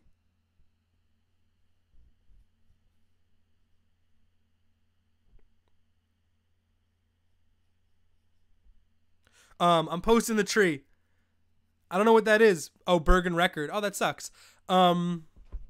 Higbee. I have Russ Wilson versus Skins or Wentz versus Broncos. Good choices I know after last week. I'm leaning Russ. What do you think? I'm 100% leaning Russ. South rules. It is Russell Wilson season. A notorious slow starter. A notorious strong finisher. Russell Wilson is looking like a QB top 5, top 10 the rest of the way. He's got really good sync with teams like with Baldwin and Graham. Something to look out for. Jimmy Graham in DFS against heavy blitzing teams. That's not this week against the Redskins, but it will be something to look out for in future weeks. A tip that I picked up during the week, which I think can prove to be pretty helpful. Best dancer on the Jets D. Hey, Nabil, what's going on? Welcome to the Checkdown, Nabil. This is our 3-hour fantasy football show. We do it every Sunday. This is my emoji board. Whoever super chats, they get to have me draw something on the emoji board, and that stays there all season. That's been there all season. And if you super chat, you get to pick whatever you want, and I draw it, and it's filling up. There's your tree in the corner, Gorgalore. You see it? Yeah, man. All right, so Russell Wilson season for sure. Best dancer on the Jets D. I think this is an easy one. Jamal Adams completely owns that video, and if you don't think so, delete your Twitter. Jamal Adams is so carefree on the field because he knows as soon as the teams line up, he's one of the 3 best people on it. The problem with the video, if you haven't seen it, it's hashtag Jets dance to anything. It is outstanding. Please check it out. The problem is Demario Davis with this. Demario Davis doing this makes it so that any song fits in. And then it's like this. Bop, bop, bop, bop, bop, bop, bop, bop. Shake it off. Shake it off. Like once you get like a repetitive this you can match it up to anything. Like, it's ridiculous. But Jamal Adams getting real wavy on him. And then he's like doing tandem stuff with the other corners. I love it. There are some underrated parts to that video that are tremendous. I like Buster Screen, who is one of the veterans of that group, and he's just like, because he's looking around and he's like, I don't know if we can actually do this. Like, he's so unsure if this is the right thing to do. These rookies are just like, and he is like, I don't really dance like that, and I've never done this before. I was on the Browns for 3 years. And it's just so funny watching everybody like be like, oh, this is happening. Yeah, if you haven't seen Jets dance to anything, check it out. I 100% should have had one of those loaded up. Suhu, honestly, if you're the Jets coach, you got to be pissed your team's going to go 5-11. I actually disagree. If you're the Jets general manager, if you're the Jets owner, but if you're Todd Bowles, you're on the sidelines to win football games. And if you're Todd Bowles, you know you're not going to be a Jets coach forever. If you're Todd Bowles, you are coaching every job until you get fired at your job. So why not be the head coach of, hey, look at this resume footnote, by the way. I was projected to have the most talent deficient team in football, and I won 3 out of 4 games in the AFC East. What is wrong with that? He's doing a great job. He's setting himself up for a beautiful coaching career. You can understand, like, it'd be nice for him to hitch the wagon to the Jets. Oh, Keith, what's going on, man? I really appreciate you waking up early and making it out there. I'm glad you made it out there okay. That's awesome. You get to watch Chiefs Cowboys at 1 o'clock. That's gonna be super chill. Where's the sweatshirt? I'll put the sweatshirt on. I had a picture. I was gonna do you guys want to see my Halloween costume? I have my Halloween costume, but I was just worried about schwitzing. There's always a schwitz risk. And oh, what? There's always a schwitz risk.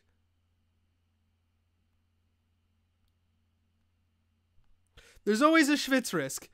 As the GM job is to find the best QB out there, aka Baker Mayfield. Okay. Okay, thank you, Mark. Go home. Mark's done. Mark had enough. Mark, find somebody else today. Casino is nice out there, Keith. Oh, South Rules. I love it. South Rules been a talking stick. I like that. What's that? A schwitz risk. That's a chance of sweating. That's a cloudy with a chance of schwitz. All right, let me put the costume on. I don't have the thing. All right, let me take a look at the clip. Let's watch Comic-Con clip real quick. Guys, if you're new to the show, this is something we did at Comic-Con last week. It's really fun. I don't think Mark has seen this, so Mark's going to really like it. I'm doing this for Mark, and for South Rules, you're new to the show too. So enjoy this clip from New York City Comic-Con last week. I'm going to go put on my Halloween costume. This is one of the more tremendous cosplays I've seen today. Cosplay? Sir, you showed up and you described your costume in one word to me, and I said, what are you? And you said, I'm Jewish. Hava Nagila. How about that? You're really repping here. I am. What's with these? What's with the boots? I'm a professional wrestler. Oh, really? On top of being Jewish, I wrestle every weekend up and down the East Coast, internationally. Okay. I throw my hat at people. I hit people with bagels. Oh my God. My name is Matthias Glass, the Hasidic Outlaw.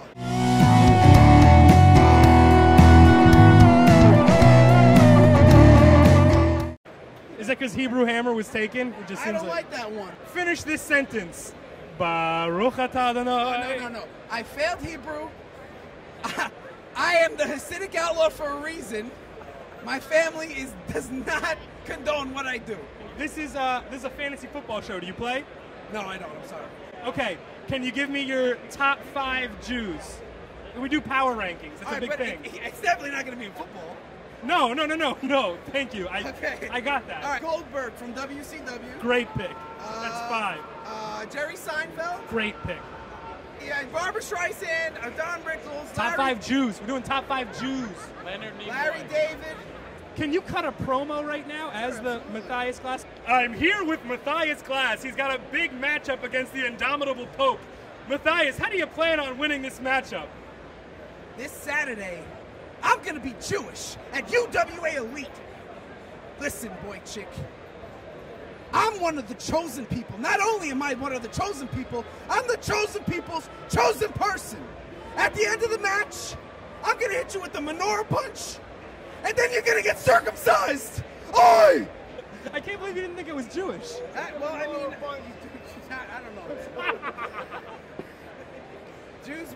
Jews are very Get diverse. out of here! All right. He's going to be walking for 40 years.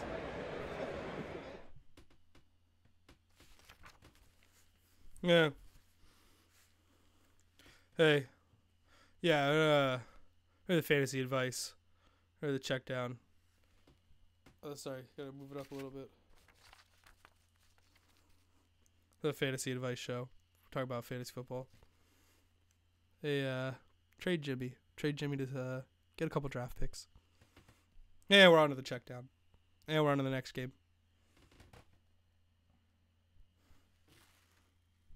Fournette is what? Ooh! We gotta make some I'm going through changes. Wow. We gotta act quick, guys. The chosen people's chosen person. Feel free to use that. Holy shit, guys. Go, if you need a running back, go get Chris Ivory. Get Zach Ertz out of your lineup. Zach Ertz just pulled up in warm-ups. Wow.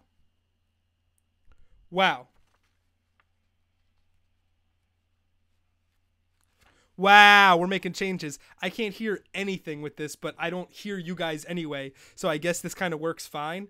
But I'm going to keep this. So this is the sleeveless. So I decided to be Belichick for Halloween. I'm going to let you guys know. This is such a comfy look. The sleeveless hoodie. You just cut it right by the armpits. Maybe even like a little farther. Oh! So comfy. Let's get this like tucked in. Like a bib. It's like a lobster bib. I'm Belichick, baby. This was a way better costume than my actual costume last week. Jags. Oh my god, this is unbelievable.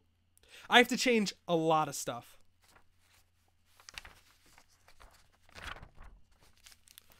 I'm the chosen people's chosen person. Did you guys like that clip? Funny stuff, man. Not Jewish, but my best friend is. Start Don Rickles, son. Jews. Tucked in. Okay. We're checking our teams for Leonard Fournette. And if we can get him...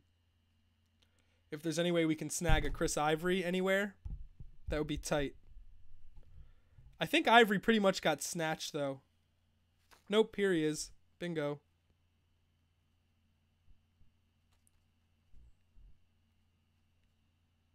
Bingo bango. That's one league. This is why we do... Hey, this is why you don't set your lineup on Saturday and then go get wasted at brunch, by the way. We can't play like that. We're trying to win money. I don't think Ivory's a must start, but I had some leagues where I'm like very much hurting because I was a big Le'Veon Bell guy. And, you know, he's out this week. I had leagues where I had like 0 safe running backs to start.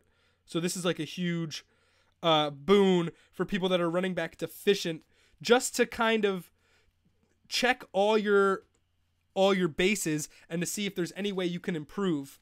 Please tell me Ivory's available in this league.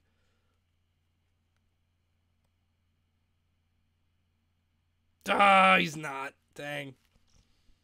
Who's holding on to him? No Zach Ertz, man. That's crazy. Nips got him. Classic Nips. Wow, my team is trash this week now. Oh my gosh. Oh my good golly gosh. I'm so sorry, scumbags. Picked up Darkwa, but what about this news? I can't hardly hear a thing. Corey Davis. That's not good. Fournette is not playing today due to an infraction of team rule. This has been addressed internally. It's pretty cool, though. Laying down the law. I got to change a DraftKings lineup, too. I would rather my lineup is set and I can get tanked at brunch. I got to take this off. I can't hear myself think. I know that's like not a real phrase, but I really can't. Like I really had trouble hearing myself think. Jeremy Hill is inactive. A surprise. Gio Bernard will start. Yo, I love what is happening right now.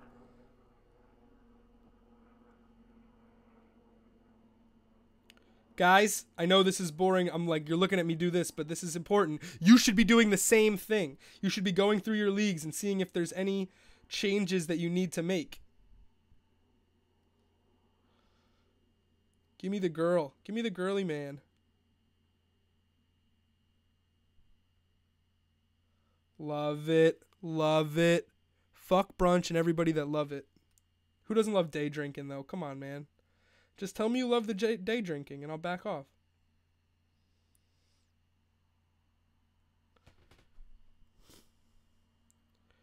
Wow. Wow, wow, wow, guys. What a craziness. Global player swap. That's a good feature. Pick 3. Alex Collins, Joe Mixon, Eddie Lacy, or Ivory. Brunch don't want you, Akins. That's rude. I can't have Atkins at brunch. Tim Atkins. It's almost time for power rankings, which is crazed. This is making me schwitz. I was right. I was right. We're on to t-shirts. We're on to V-necks. Woo! Almost some partial nudes. Almost some partial nudes. Get Leonard out of your lineup, Keith, you chump. Budo's here to call you out. Rather get the brunchies or the munchies? 10 times over munchies. Sorry. Sorry. Croft, Watson, or Kittle now that Ertz is out? Boo, boo, boo. Croft and then Watson in that order. Gio is starting, but not like starting. Don't do that. Pick 3, Collins, Joe Mixon, Eddie Lacy, or Ivory. I would probably bench Lacy in that bunch. I don't need to hide day drinking behind a make-believe meal. Wow, Tim. That's what alcoholics say. All right, guys. I'm going to take a break. I got to go to the bathroom. It's bad. It really messes with the show. The food is real. Guys, I'll be right back. 2 minutes, halftime. We got to check out these inactives. And I'll be right back. We'll do the second half of the check down. Halftime. It's your boy. Rob, what's going on? Thank you so much for being on my show, The Check Down. You're the first ever player to come on my show. How does it feel, first of all? That feels special, man. It's awesome, man. I'm glad I get to be the first player ever. That's awesome. I'm super grateful. Why don't you talk about real quick what you're doing with Tide? I'm doing a little special with Tide. I mean, it goes along great because they're coming out. They came out with the Tide Sport Pods, and you know that, like, you know, amateur athletes can stink just like professional athletes. I mean, it's not just us who are always stinky after games. Amateur athletes, I remember growing up as a kid, I was always smelly after games. And just the way to just get that stink out of you, get that smell of you, you can use the Tide Sport Pods, and they're just awesome. I mean, it'll take out the odor out of any athlete's gear, and it's just awesome. And I did a couple commercials too, and they're coming out next week, and I'm dressed as a kid with pigtails on, as like a little girl, and just showing that I stink just as much as a little girl, and the mother comes in and just smells us. So it's pretty classic and pretty funny. Do you like? I sweat a lot too. Do you like your smell? Are you a fan of your own stink? Oh man, sometimes, but sometimes no. Like when it gets too overboard, I mean, that's when you got to throw your stuff right into the laundry, right into the laundry, and get that stuff cleaned. And I mean, what better way to do it with Tide? Because I mean, it's America's #1 detergent for a reason. So, but I mean, sometimes I just think too much. I gotta hop right in the shower right away. Like that's my goal after like some of the games, is get in the shower right away, man. But is there a competitive advantage to being smelly? Does it give you an edge? Get you some separation? It could. I mean, you got to really, really, really, really stink out there if it's giving you a competitive edge in separation on the field.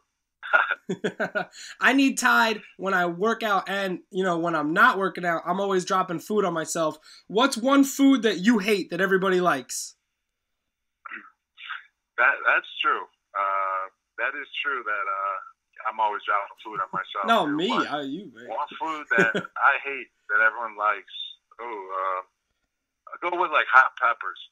Yeah, no hot peppers like for you? Super hot sauce. No hot peppers for me, but people love that. Are you a mild salsa, mild wings, or you just don't even touch them? Yeah, exactly. I'm a mild salsa, mild. I'm a mild type of guy. I'm a mild lifestyle. What's the best piece of advice you've ever been given, and who gave it to you? Oh wow! I mean, that's pretty deep right there. But good morning. I just like the good morning is for sure. Great piece of advice. I mean, from my high school coach. Just to always keep working hard and stay humble. I mean, I think the staying humble part is definitely huge, and I mean it's just so simple and easy just to say, but it's definitely one of the truest things and one of the best advices out there. You obviously have 2 Super Bowls. You're one of the top players of your position. What kind of goals do you try to set for yourself at the beginning of the season? How do you stay motivated? I'm just always motivated. I'm out there because I just love to play the game of football. Just going out there, running around, making plays. It's just fun. It's just what I do. When I take too much time away, I just fiend to get back out there on the field and want to start making some plays, being with the guys out there, cracking jokes out in the field. But definitely gotta just stay motivated because you just love playing the game. Rob, if you could ride any animal to work every day, what animal would you ride to work? Dang, I like that question. Yeah, that's how we do it. Wow. What an interview. What a hard-hitting piece of journalism. Welcome back to the Checkdown. Thank you for your patience during that break. When I started this show, I said, hey, guys, I'm doing a fantasy show, and I'm not going to move for 3 hours. And people said, hey, Rick, what if you have to go to the bathroom? And I said, hey, I don't think that's going to be a problem. And I said that with confidence at the beginning of the show. And I said that for, like, the first 3 weeks of the show. Like, I don't think it's going to be a problem. And it really wasn't a problem. I jinxed myself. It's not like it's a problem. It's just like, pimping ain't easy, Pimping ain't easy. Going through my DraftKings, trying to get my Leonard Fournette out of my lineup. Leonard Fournette inactive, violation of team rules. Strong feelings from Tim on brunch. That's nothing new. What else did I miss? Drinking. Should I pick up Burton since Ertz is out? Hey, Kevin Yang. Welcome to the show. Not the worst decision. I think you probably can find a couple of better tight ends. I don't think it's unrealistic to think that there's someone better than Trey Burton. They're not going to be looking for Burton like he's Ertz, but we'll see what happens. With Ertz out, do I still start Wentz over Winston? I think you do. Dude, Gronk just drops a Tide commercial in the inner... Hey, Gorglor, I'm glad you like that. Yeah, he dropped that commercial pretty hard. Tide is overrated, but we love Gronk. Walking to the local bar to pick up my car. I'm getting schwitzed in. Prayers up. Well, thanks for the invite last night, by the way, to that local bar. You're cute. Winston or Goff, what's going on? Soup in hand. I don't think this is the worst week to play Jared Goff. I think he's going to be fine. I like Winston too, but the injury, obviously makes me nervous. The last time I said that about Winston, the injury making me nervous, that was against Buffalo, had one of the best games of his career. Then I did a whole segment on the show about Winston. Then he had one of the worst games of his career, looked obviously hurt last week against Carolina, a vastly improved defense that we don't talk about enough. And then this week, I'm right in the middle again. But I would probably take Goff against a rough Giants defense, a Giants team that's having a lot of injuries and is going to struggle on offense, meaning the Rams offense is going to have the ball the majority of the time. What is up, boys and girls? We are 9 weeks into the Checkdown, and it has been an incredible ride. And so when it comes to top 5 for our 9th week halfway through the season, we are going to do our top 5 top 5s of the year. So our power rankings, here we go. Oh my God, they're already up. Hide. Wow, spoilers. I really just can't execute today. Number 5 was the OG. We did Arizona iced tea rankings week 1. It was super duper provocative. I still can't drink a green tea without staring at it, and I still judge every half and half I sip. It's just the way the world works. I haven't drank a mango since I did the list. It's just the way it is. Move on to number 4. This was our dip rankings. We had a couple of jokes in here. People thought this was a troll list because our number 1 dip was Sergio Dip, the ESPN Deportes sideline reporter. But I still think this is a very solid list. Fun Dip is still number 4. We talked about guac at the top of the show. Guac's like a fantasy football team in a dip. We can talk more about that later if you have follow-ups. It was a pretty good list, but not the best. Number 3, Superman Power rankings. This one was number 3 because it had the number 3 of all the lists, and that was journalism, one of Superman's greatest powers. Superman has a Pulitzer Prize, and not a lot of people know that. It's one of his greatest assets. Number 2, we did sunglasses placement power rankings. This one was my favorite because it's the most irreverent of any of the shows. Sunglass placement power rankings. Number 3 were actually on.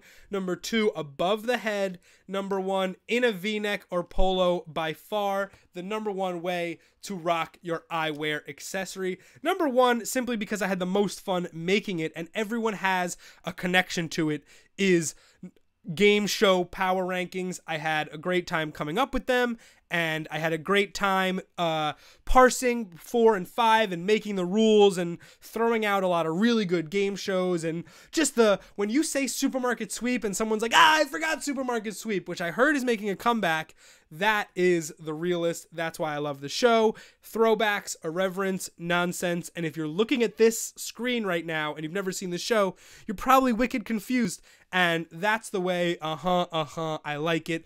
This has been your top 5s, courtesy of the Checkdown, week 9. If you have something we'd like to rank, send it to me on Twitter or with your face or with your phone. I think this is the end of power rankings for the season. We might be doing something different at the 11:30 time frame next week moving forward. So keep an eye out for that, because the Checkdown is here from now until the Fantasy Football Championship. So get used to this mug. That's your power rankings. We do it every week. Top 5. Bang on them. Let's take a look at some questions. Nothing really going on, Armel, with Stafford or Mariota. What's going on, Biscuits? Good timing. And then I got to Suhu, so we'll get there. Gorgler, this is all you, man. You're killing it. Winston or Goff, we're staying away from Winston and Mariota where we can. That's it for Armel and Soup. We're just kind of staying away from them where we can. I acknowledge that it's not a great matchup either way. You're stuck, but quarterbacks can score in more ways than you think, and they're both going against defenses they can take advantage of. Stafford can make plays. Goff can make plays. We're really just worried about the run situation and the game script. Mark, that's a spur, by the way. That's a spur cock. That, I can't get this right. That right there. Oh man, that's someone else's cock. Yeah, nope, that's Zach. Zach put that up there. My new team is Bournemouth. Gorklor, I love you. That's amazing. AFC all over this. Ivory or Yeldon? Give me Ivory. Better runner. Yeldon more explosive, but I would like to believe that Ivory's getting more touches. This is for you from Evan Silva, soup in hand. Jags RB snaps. Touches. Oh, let's turn the brightness down. Without Fournette, Ivory 57% of snaps, 17 touches. Yeldon 34% of snaps, 11 touches. Don't forget, Yeldon got a lot of touches when the game was out of hand because they were running all over the place with him out too. And then Grant got in there a little bit, but mostly Ivory, well more than Ivory. Interesting. Interesting.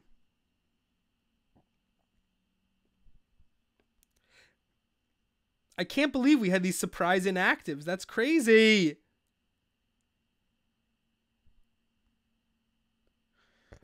Wow. The marathon's still going. Oh, man. AP or Kamara biscuits. I love it. That's a really tough one. I think they're both going to produce. Delaney Walker or Cook Budo. Walker seems hurt. I like Cook just because Walker seems hurt. Obviously, Walker's more productive. Mark, thank you for your opinion. I love having you here. I've been trying to get you on the show for weeks. AP or Kamara. So AP is going to get his carries against a depleted 49ers front. It's looking really good for him to have a very traditional AP game. Kamara, PPR, definitely a stud, getting the work at home on the turf. It's close because I like Kamara, but I got to go with AP here. What's going on, Nabil? I got you in a second. But I really think we're going to see a little bit more old school Adrian Peterson because they have to. Because Drew Stanton necessitates that kind of play style. So here we go. I can't believe these inactives, man. This is crazy. Jeremy Hill's a big one, too. Imagine counting on Jeremy Hill this year. Woof. Thompson or Ivory? Nabil, great question. I like Thompson in PPR because not only is he the #1 rusher for Washington, he's their leading receiver. With Crowder out, he leads the team in targets and catches and receiving touchdowns. He's the guy out of the backfield they need. And that's huge for them in the way they run their offense. If it's not PPR, give me the ground and pound Jaguars. They're going to run the ball, and shut down Andy Dalton, and then run the ball some more. So I have no problem with getting 57% of the carries from one guy. Chrissy Teigen tweeting about the new Super Mario game honestly makes my heart want to explode. I love her so much. Dude, so I have Damian Williams, but available is Lacey, Darkwa, and Lynch. Should I switch that up? I think you're fine. I think it's going to be rough no matter what. If anything, Lacey is going to get more work than Williams, I believe. But I think Williams is fine. I think where you are with that group of 4, you're fine. You're overthinking it. You're close to deadline. There's things happening. I understand, but I think you're fine. The Raiders are not great. No PPR. You do what you got to do. John Legend is a lucky man. John Legend was going to grab somebody. The way he's, they don't call it John Legend music for nothing. Getting your John Legend on for nothing. He was going to get somebody. Playing the piano, man. It's a gift. Anybody here play the piano? Tickle the ivories? I know how Budo feels about. Tom's going to tell you she's overrated because Tom's an idiot. Tom, you don't follow her on Twitter. Tegan or Sierra? Tegan. The fun girl. Why would you take the religious girl over the fun girl? Insanity. You guys are insane. Delaney Walker active.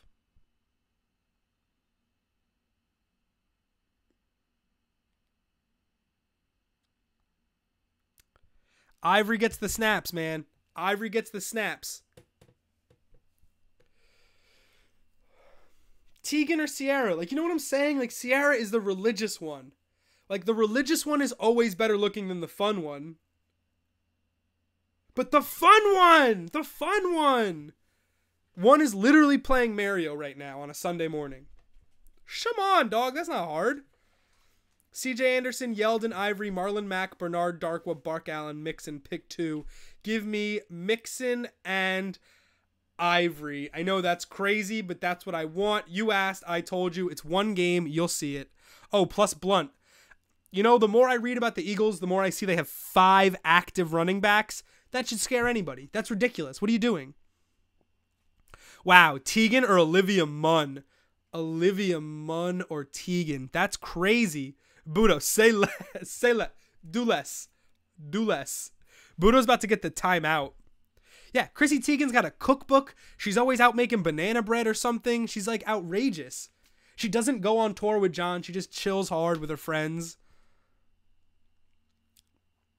I just feel like Chrissy Teigen has more friends than Olivia Munn. Is that crazy? Teagan was a model. She got the model friends. Olivia Munn falls in that category of actress where you idolize them and you think she's an actress, she's gorgeous, she's perfect. You're forgetting that theater kids are weird like 90% of the time. Theater kids are almost always weird. I would know. I was one of them. I'm a little weird. Kids that did plays, kids that act are usually weird. Chrissy Teigen's a swimsuit model. Book it. Why is this a thing? Why is this a thing? Theater kids. Remember it. Honestly, when you hear that take and you process it, it changes the way you think about like women in Hollywood. Damn, she's probably crazy. Because all the girls I know that act are a little bit crazy. Ivory or Marvin Jones? Wow, that's actually a pretty good one, Nabil. Thanks for bringing that to my attention. I would say based off game script, Chris Ivory, because the Jaguars know that if the Jaguars ideally want to run the ball 15 times on a 15-play drive, right? Marvin Jones, it's not that I don't like Marvin Jones. I love Marvin Jones and think he has a great matchup on Monday. I'm worried about game script where the Lions get up 14-0 on the Packers, and with Brett Hundley, the Lions have no reason to throw the ball, and it just becomes like Amir Abdullah's best game of his career. Like, I'm very worried about that. So that's why I got to start Marvin Jones because I got bye week problems in some leagues, but I like Ivory, and Ivory's going to get... Dude, Ivory, you're going to book 20 carries right now. Why wouldn't you book that? I'm starting Watkins over Fuller. Dicey or genius? I wouldn't call it genius, but I don't think I would call it dicey. You just got 2 guys that are struggling and inconsistent, and you got to play one of them. It's rough. It's rough. No Jenkins for Watkins, but he hasn't been getting the looks anyway, so that's rough. Another game script game where if the Rams go up 17-0, you can say goodbye to anything Sammy Watkins related. I have Cooper and Javi! I haven't met anybody else with Cooper and Crabtree in a league. Why wouldn't the Jags be crowded and force Bortles to throw the ball? What do you mean? Like, why wouldn't you crowd the box against Jacksonville? Is that what you're asking? I just looked up those people on Google, and the first result was about Russell Wilson. Yeah, Sierra, Russell Wilson. That's the baby mama. Why wouldn't the Jags... Because if the box is crowded, Mark, because they're going to use play action. Like, they're going to do play action, but the Jaguars have been running the ball 30 times a game and are going to continue to run the ball 30 times a game because you're investing in a game. Like, you're okay going 3 and out and punting on 3 runs because your defense is great. So if the Jags can keep it at a neutral game, which is tied or 1 point, 1 score, they're just going to be able to pound and pound and pound. And for every first down they get, they're going to wear down Ivory a little bit. Take Ivory out of it. I totally understand. Schematically, I get what you're saying. But if a quarterback has to throw 15 times, like, that's enough.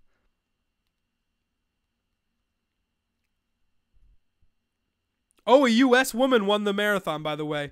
A U.S. woman won the marathon. So, fuck all you guys siding with the Kenyans. USA, USA, USA. I understand what you're saying. Why wouldn't teams just 8 in the box against the Jaguars? Totally understand. Something the Jaguars are doing are making them beat it. And they're running the ball really well. Obviously, like, if Fournette's there, it's a totally different story. You might see more running. And also, that game with Fournette, the first game Fournette was out, that was against the Colts. So, that's a much worse run defense. Yeah, you have Fuller with not... Like, if Will Fuller still had Watson, it would be dicey. But it's really nothing. Got my car. Way to go, Tanner. I'm proud of you, boy. Hopefully this is coming through your aux cord. Flames! Rick likes 8 men in his box. I'm not going to doubt it. I like a crowded box. I like a crowded box. I like good penetration. It's easy, man. We're talking football. Carr or Newton? Soup in hand. I don't know how many quarterbacks you have. But, you know.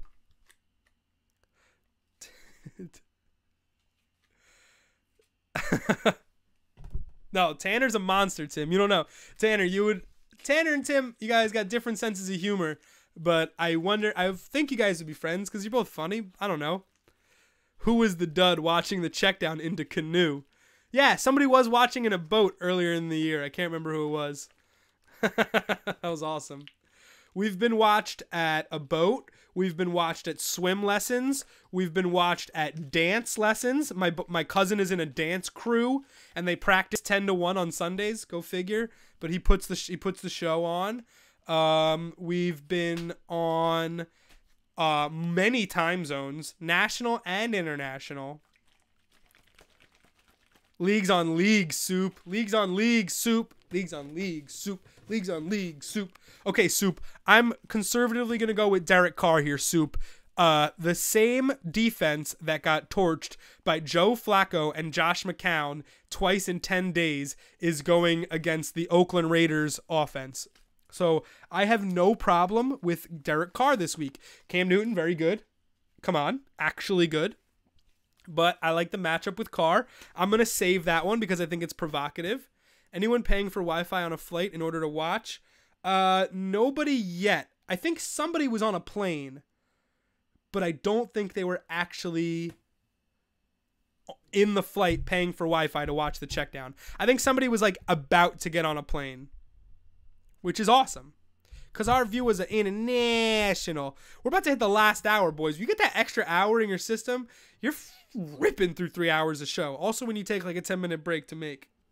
10-minute break to make. I gotta burn through these segments. Oh my god. What if you learn Fournette is out before your flight and you have to change your lineup? You shouldn't fly on Sundays. Like, if you care about fantasy football, you shouldn't be doing anything from 10 to 12. Like, if you care about fantasy football, you need to set aside this time for these scenarios. This is it. Suspended for violation of team rules. Not even hurt. Just sitting. That's it, man. This is why we're out here. Okay, so let's rip through some of the stuff we got to do here. We didn't finish the tiers. Let's finish the tiers. Raiders, Dolphins, sneaky shootout potential. We talked about it. Tier 3, Broncos, Eagles. We got a weather alert. Cardinals, Niners. We got bad quarterbacks. Lions, Packers. I think this is a bad game script game, even though it's in Green Bay. I just think the Lions defense will make enough plays to get up 3 scores and coast in the second half. I don't see much out of Hundley. Hopefully they change the playbook for him. That would be dope. And then Rams, Giants, again, 2 pretty sputtering offenses. Expect a lot of Gurley and not a lot of Giants, anything, period. And then the horrible games. Ravens, Titans is going to have a lot of wind. Hey, I made these yesterday. Come on, Jags. We knew. Ravens, Titans, a lot of wind, bad quarterbacks play so far this season. Expect a lot of running the ball, not a lot of action, good defenses, relatively speaking. And Bengals, Jags, same situation. Decent defenses, commitment to running the ball, poor quarterback play. Terrible. Okay, so that's our tiers. We did that. What else do we have to do today? Market Watch. This is kind of like a fun segment. Let me hit the theme song, and then we'll do Market Watch, and then we'll do... We got to do... we have 4 segments in this last hour because we spent so much time talking about fighting games and Chrissy Teigen. Not that there's anything wrong with that. Let's get ready for Market Watch. Slap that theme song, dog.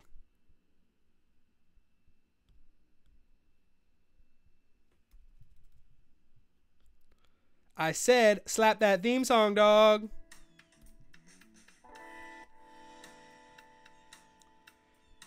We're coming back. 2 minutes. Final hour of the show. Market Watch. We'll take a look at the best shadowing corners in football. And we'll do our live draft on the Draft app.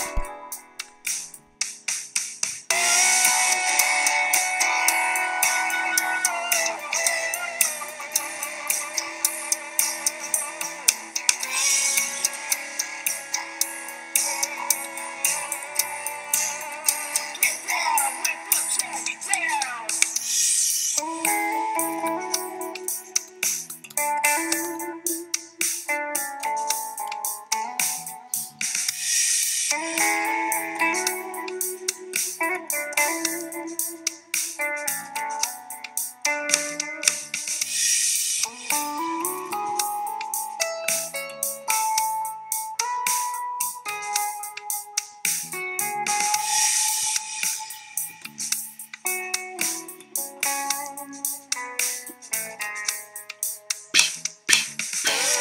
right.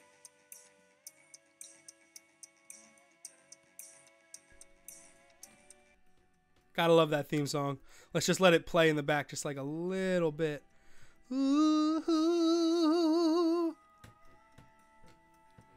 I like that. I like that last part where like scales. Chuck's so good at this stuff, man. Chuck gets me right. We are 57 minutes to the end of the show, and we got a lot of stuff to talk about, so let's keep it moving. Gore Galore, those are my John Legend recommendations. If you haven't listened, give the man a couple of spins. He deserves your attention. We got a Dez. Oh, wow. Suhu, that's a banger. Dez, Marvin Jones, Jarvis Landry, Sterling Shepard, Devontae Adams. Pick 3. I'm taking Dez. I'm taking Jarvis Landry. And the third is honestly, it's going to be your call. It's a rough one. The third. So we take out Dez and we take out Jarvis Landry. Zoop. Now it's pick 1 PPR, Marvin Jones, Sterling Shepard, Devontae Adams, which is a little bit more manageable.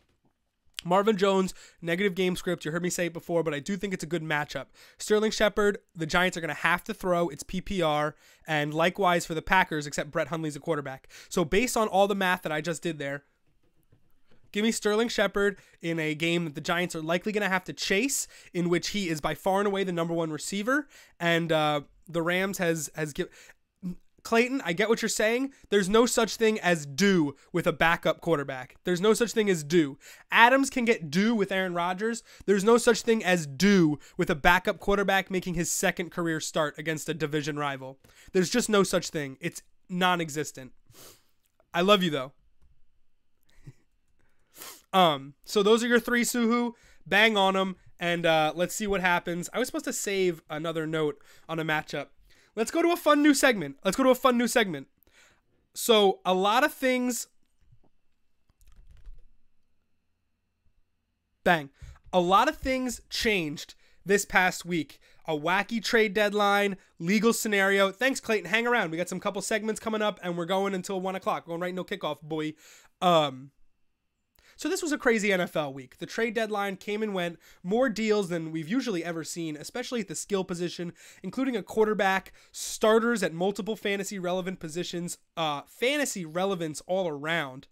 And when it comes to the week-to-week movements during the week, we have to find a way to keep track and evaluate on the fly. And so let's take a second, we haven't done this year, and go to the market for a market watch.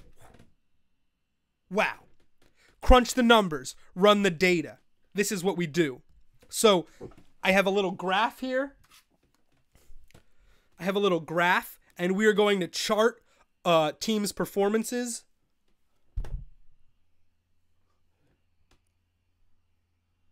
We're going to chart our team's performances based on this week and where they're trending towards, okay? So who's the first one? I got my pen, I got red, and I got green. So that should be, that's pretty much how business works. And what's the first team? The Texans.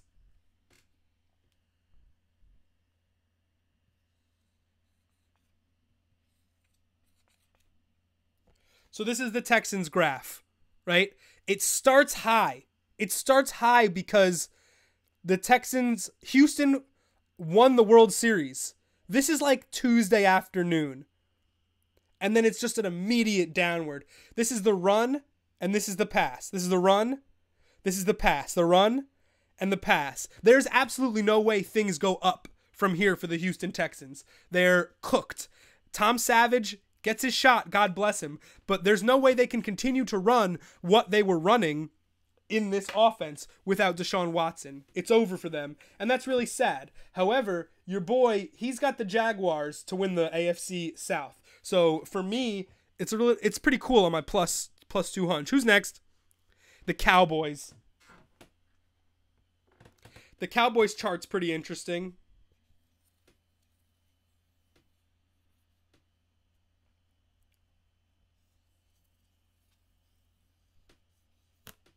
So in the red, you have Alfred Morris and Darren McFadden. And in the green, you have Ezekiel Elliott. This thing's been a roller coaster. It's been absolutely insane. And now with Zeke back in the lineup, it's almost sketchy because we're getting to that point where if Zeke does get suspended, we're going to miss him for the fantasy playoffs. And if you don't have Zeke for your fantasy playoffs, what is the point of having a guy with that talent? So we need to think of how the regular season is winding down, and this suspension is really going to hurt us. It might be worth looking at moving Zeke to somebody that needs wins now and prepare for your playoff push. But with the legalese the way it is and the up and down nature of what we've been going through, it's very hard to predict. It's very hard to forecast. What's next? The Cardinals. Sorry, my mic's falling down. The Cardinals graph looks like this. It's a two-way graph. Because as soon as Carson Palmer goes down, the passing offense dies. Carson Palmer was barely efficient in the offense as it was. Now with Drew Stanton, everyone's productivity is going to scale down. John Brown, Larry Fitzgerald, everyone involved, even the running backs. However, Adrian Peterson's not a pass-catching back. Adrian Peterson is a line-em-up I-formation running back. And the green, I see a little bit of an upward trend for AP, and he has to.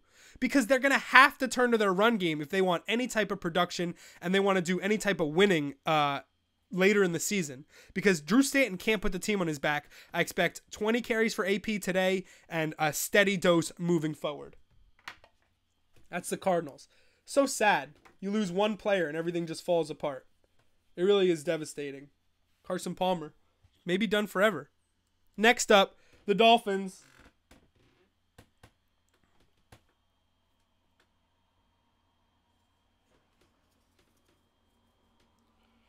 This is the Dolphins. The Dolphins' run game wasn't good to begin with. Jay Ajayi was getting tons and tons of carries and doing tons and tons of nothing. The Dolphins started low, and when you trade Jay Ajayi, it gets lower, especially when you don't trade him for any active pieces, okay? So this is the Dolphins not going anywhere. They were not running the ball enough. They're still not running the ball enough, and they're not productive when they do. If they like Drake and Williams, then we'll see Drake and Williams. But Jay Ajayi's gone, and the productivity is not going to drastically change. Jay Ajayi's last season might go down as one of the biggest freak seasons in NFL history. Like, that's a hundo P in play. It was a total aberration. And a guy with bad knees. What's next? Oh, the Eagles.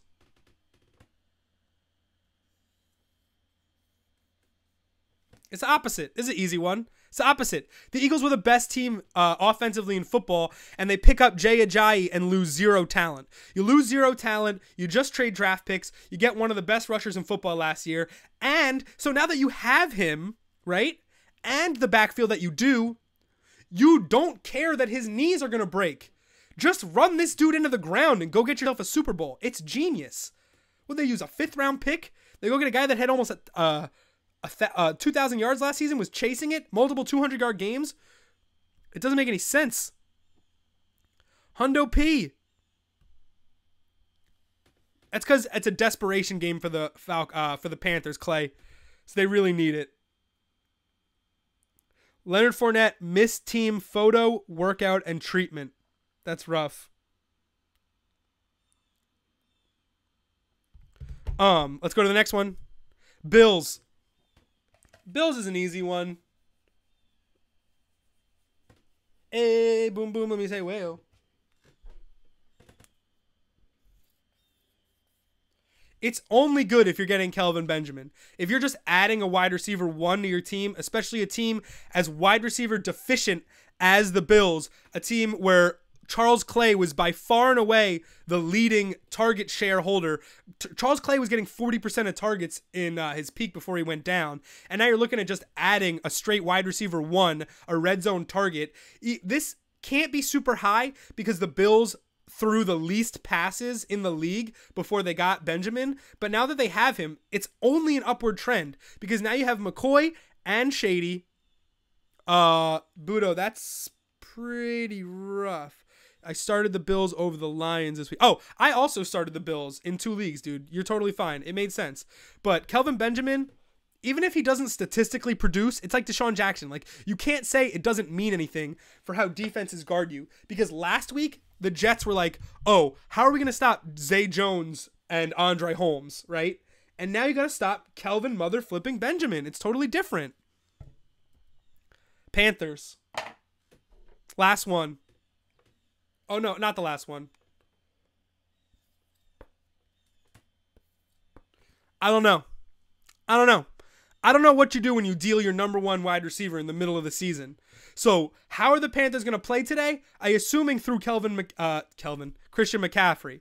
I'm assuming through the run game, ground it down a little bit, slow the game down, a little bit more power scheme, but dealing your number 1 and not getting much back, I can't see how that improves your team mid-season. Like, why would you do that mid-season unless you're actively giving the season away? We'll see. Maybe this is Funchess and this is Samuel. Maybe this is McCaffrey and this is Russell Shepard. Honestly, we don't know what the Panthers are doing, and their offense has been lacking an identity for the most part this season anyway. We'll see if maybe they'll get Greg Olsen back in the next couple weeks. By the way, Greg Olsen and Danny Woodhead are going to start practicing next week. Those are 2 guys that you can get back in your lineup immediately. Check down. Last one is the Broncos.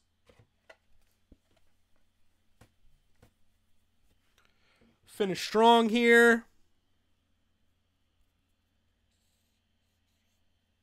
It goes below the graph. You're starting Brock Osweiler on the road against the number 1 defense. You're setting yourself up for failure, dude. Brock Osweiler's first start of the year on the road in the rain, number 1 defense.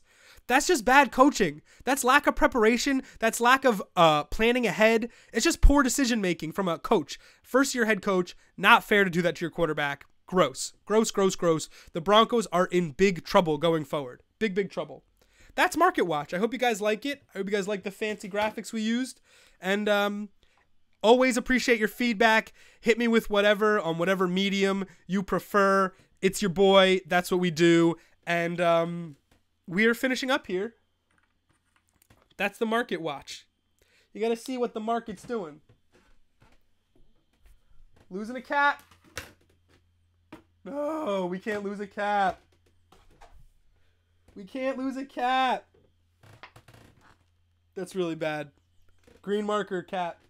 Down, possibly gone forever. I don't want to search under the table live on the show. Lifestyle. Gorgalore, Bills fans are crazy. There's this bar in Portland where the Bills fans congregate. Oh, that's awesome. You have a Bills Mafia bar in Portland. That's so sick. I want to go there. What's the name of the bar, Gorgalore? I'm 100% going. Going down today at 4:30. Houston fans be crying. I love you guys. I'm glad you guys like that. The cheerful bullpen. Saving it. I don't know why. I'm begging up to the hauling goats. In my head, hauling goats. Guys, remember, we're doing our live DFS draft in the next half hour on the draft app. So think about the best players this week, the single best matchup prone players this week. Who's going to be the studs this week? Hey, what's going on, Sounds of CSG? Welcome back to the show. It's your boy. I'm always here for you. I have gone nowhere since you last saw me. It's next to Providence Park. Oh, that's cool. Yeah, I want to go out to Portland. Cheerful bullpen. Bills bar. Marshawn Lynch or Chris Ivory. That's an easy one, Sounds. We're going with Chris Ivory. We're going positive matchup, positive workload. Jags committed to run the ball. Chris Ivory's a Jag, boy. Jags up. Jags at home. Jags all day. The defense first. Defense and running the football. Jaguars playing that 1950 ball. Marvin Jones or Deshaun Jackson. Nabil, this is a very tough one. It is a coin flip. I'm going to go with Deshaun Jackson just because of the game script nature. That could be a shootout, but I do like... Oh, Gorgalore, I'll definitely hit you up if I'm in Portland, dog. Come on now. You know what that is. I definitely think Marvin Jones could absolutely have a better game than Deshaun Jackson, but I personally think the Lions are going to get up quick on the Packers and then sit on that game, and the game script is not going to be in Jones's favor, but I do think Jones has a good matchup, and It's a close call. What I would say to you, Nabil, is if you're playing the best team in your league and you need a monster game, roll out Deshaun Jackson, hope for the best. If you just want a very good score, give me Marvin Jones. That is hardly logical analysis, but it is what you get here on the Checkdown, and I think it's fair. I think it makes sense. I think it makes a ton of sense. CSG, always thanks for stopping by. I think Chris Ivory's totally sound pick. We're safe and sound. What else do we got to do today? We got to do... Oh, Doomsday. This is really easy. BYEPOCALYPSE is back, guys. 6 teams on bye this week, but it's worse this week because it is the Steelers and Patriots, 2 offensive juggernauts who top to bottom feature tons of fantasy teamage. And we got to get around that. We got to avoid that. Can I start either Jordy or DT this week? I wouldn't. If anyone, I'd maybe start DT, but I would be nervous both ways. I would be nervous, man. That's rough. Jordy's a star, right? So is DT. But it's their matchups. DT's in the weather. If you had to start one, I'd start Jordy, but I hate it. I hate it. So this is BYEPOCALYPSE Part Deux. All these guys are under 40% owned in ESPN leagues. If you need somebody now moving forward, this is a great spot start page. It doesn't have Chris Ivory because that's news, and we make this last night. Eddie Lacy's a good pick. They're committed to making him the one back. Washington, a game they're going to grind out at home, but Russell Wilson is the #1 rusher on that team. Be prepared to know that. Marlon Mack is an explosive guy that I like. Is getting better. Foo! What's up, boss? Yo. You're really big on J.D. McKissick. This is like multiple weeks. I feel like you're coming in here with McKissick talk. Picking up Jimmy G as a keeper call. I actually have heard this week, Mark, that Jimmy G is going to be a 1-week rental, and that I wouldn't be so committed to that. My read on the Seahawks backfield is pretty much what I just said. It's pretty good timing. Messy to say the least. And definitely Russell Wilson is the #1 rusher on that team. So if you're looking for a starting running back, especially non-PPR, I would just stay away from Seattle. Especially non-PPR. Marlon Mack's only 36% owned. He's better than Frank Gore. They're going to run the ball. He's explosive. I don't see... there's only a few guys... There's only a few guys who can rip 60-yard runs. Marlon Mack's one of those guys. If you need a guy, he's a guy. Robert Woods, the Giants are just destroyed at defensive back today. So rough. About to start Kenyon Drake. What do you think about Dolphins backfield? I think that Drake and Williams are probably going to see equal touches tonight, but in the long run, I think Drake is much more explosive and more versatile, but he's smaller, so it's a tough call because they'll likely use both of them. What's going on, Brandon? Thank you for checking out the show. I really appreciate it. We do this every Sunday for 3 hours. I get tired. 49ers defense versus Cardinals or Chiefs defense versus the Cowboys. It's rough. You're giving up points either way.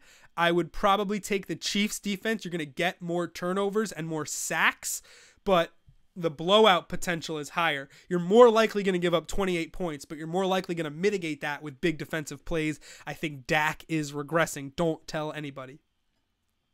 Is Thielen a top receiver? I definitely think Thielen is a wide receiver 2 PPR for sure. He has problems in the red zone. He has problems getting in the end zone, and on that note, I get nervous.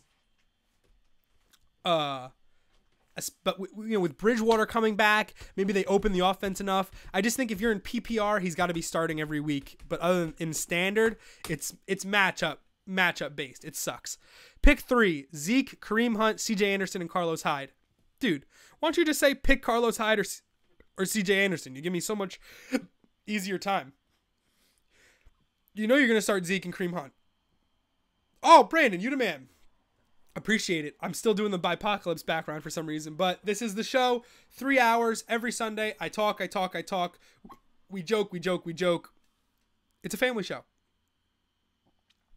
And in the 3rd hour, I always get hiccups. That's a thing. Gorgalore, you savage.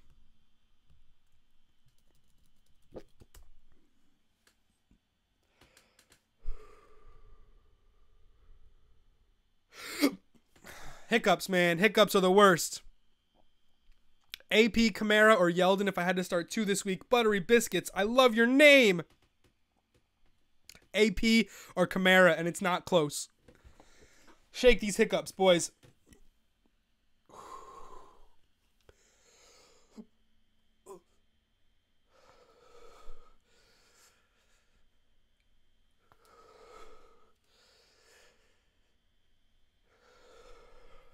We're trying them. Chicks Dig, YouTube fantasy show hosts. What's up? Chug water. I got it.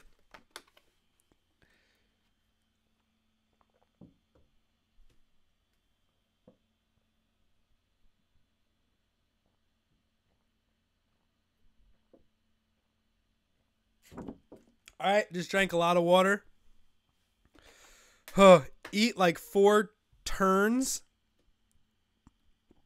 Oh, eat 4 Tums and then puke, then chug whiskey. It's actually not a bad idea if I want to destroy my stomach lining. It's really good.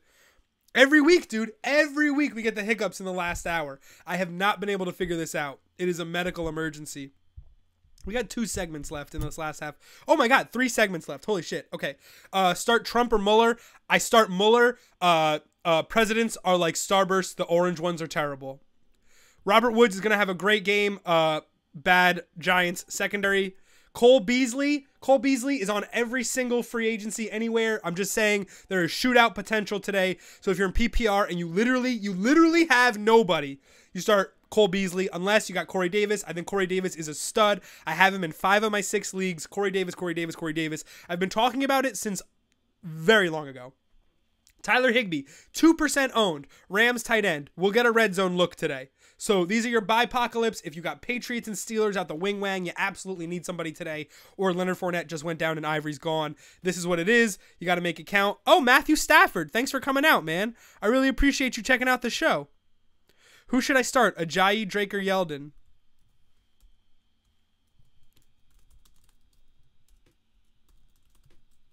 Thanks for gracing us with your presence, Matt. I really appreciate it. I would 100% throw up at those choices. Those are really bad choices. But if I had to start 2, I would start, man, those are bad. I would start Ajayi and Yeldon. They're more explosive. Ugh, this is making my stomach hurt. Can we just like spin a wheel on these Ajayi, Drake, or Yeldon? They're so bad. You're throwing darts. Oh, Gorgaloy, you're good. Sorry. Anderson or Hyde. It's easily Hyde. Anderson going against the #1 rushing defense in the league. And but with Osweiler, they might want to give it to him more. But also Booker and Charles are coming on strong, and that's the big thing for me. So Hyde. So these are our bye guys. We ripped them off. If you need a pick, you know who to pick. If you need a guy, you're watching the Checkdown anyway. You know what's good. Whew. Okay. Shadows. Get ready for our draft on draft, by the way. So, a big thing in this league this year has been shadowing. You put your best corner on the best receiver, and that guy just follows him around all game. And it's led to some pretty stifling performances. The GOAT, of course, this year has been Patrick Peterson, on pace to allow 16 catches. And look at the wide receivers he's covered. He's covered nothing but studs every week, and all he does is shut them down. So every time you got a guy playing the Cardinals, you got to think about who Patrick Peterson is covering, where he lines up. Was 49ers defense better? I lose points to points allowed, and Dak is hard to bring down for sacks. Stanton does suck. I don't think the 49ers defense is that good, though. Stanton does suck. It's your call. It's your call. I'm just trying to lead you in the right direction. I totally understand what you're saying. I think the Chiefs have a better chance at getting picks, sacks, special teams touchdowns than the Niners. Big plays. Pick sixes. Darius Slay is a guy that's really coming on this year for the Lions as a shutdown guy. And Lions, he's actually shadowed Devontae Adams over Jordy Nelson because that's where they value the one, and he's done a great job. But over the weekend, he totally took Antonio Brown out of the game and covered him almost the entire game. Something to think about going forward. Darius Slay, a guy that just had his best game of the year. Hilton or Landry, standard. I like Hilton. Big play guy, still a #1 receiver. Brissett, obviously trash, but the Texans are not going to be able to control the game the way they would. Foo, you're fucking screwed, man. We talked about this. You're boned. You're boned hard. Go Lions. I love this Matthew Stafford guy. I really do. With those defenses, like you're taking a bad defense against a bad offense or a pretty good defense against a good offense. It's tough, man. Doug Baldwin or Devontae Adams. I like Baldwin. I'm literally talking about Darius Slay, a guy that blankets #1 receivers and does a great job shutting them down while I'm getting these Devontae Adams questions. Like I'm trying to nudge you guys in the right direction here. Darius Slay shadowed Michael Thomas on 38 of his 44 routes last season. Thomas 4 of 42, just blanketing people. Another guy that is coming into the fold that we're not thinking about is James Bradbury. Great impress coverage this year. Number 1 in the league, catch rate, impress coverage, catch rate allowed. And then shadowed Mike Evans, shadowed Cooks and Julio Jones. 88% of routes on Mike Evans last week. The dude is very, very good in press, very, very good in man, and he's 100% worth keeping an eye on if you got number 1 receivers going against the Panthers like today. The last one that's really coming along strong, and this gives you a guy's look at what the number 1 corners are coming.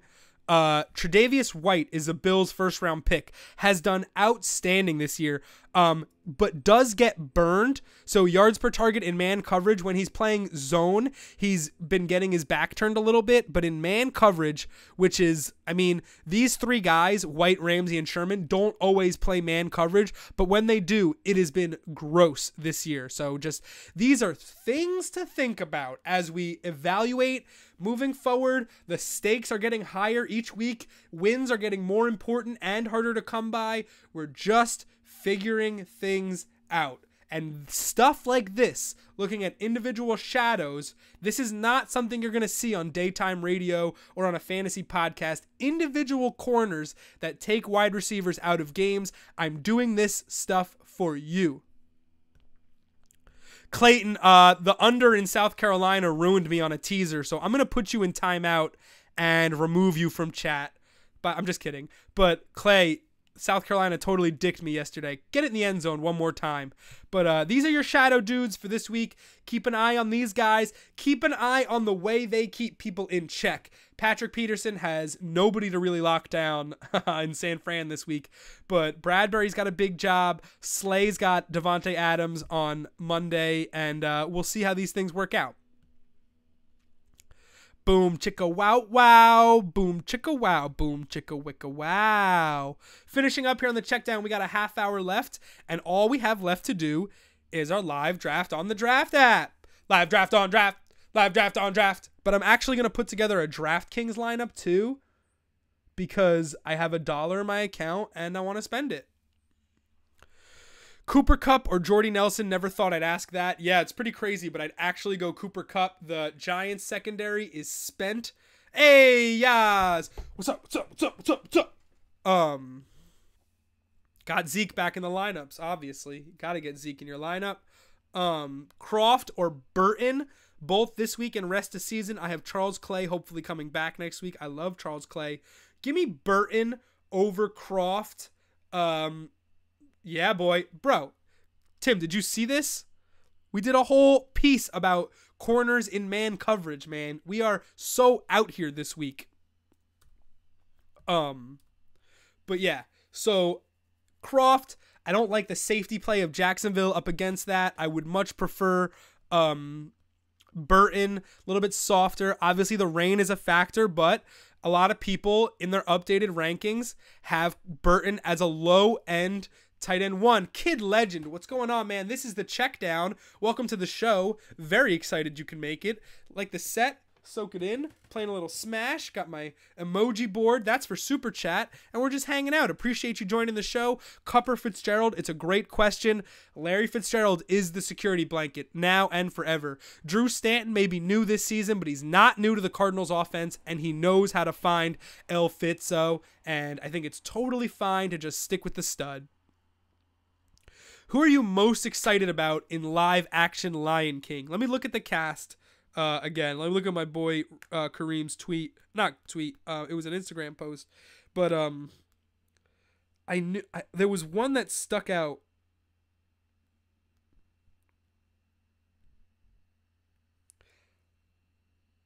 I mean, probably Beyonce as Nala. That's probably crazy. Timon and Pumbaa is going to be outrageous. Timon and Pumbaa, Billy Eichner, and Seth Rogen are going to be the best ones.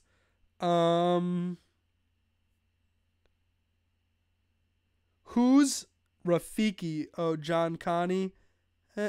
John Oliver as Zazu. Wow. John Oliver as Zazu. Wow. That might. So it's it's the white guys.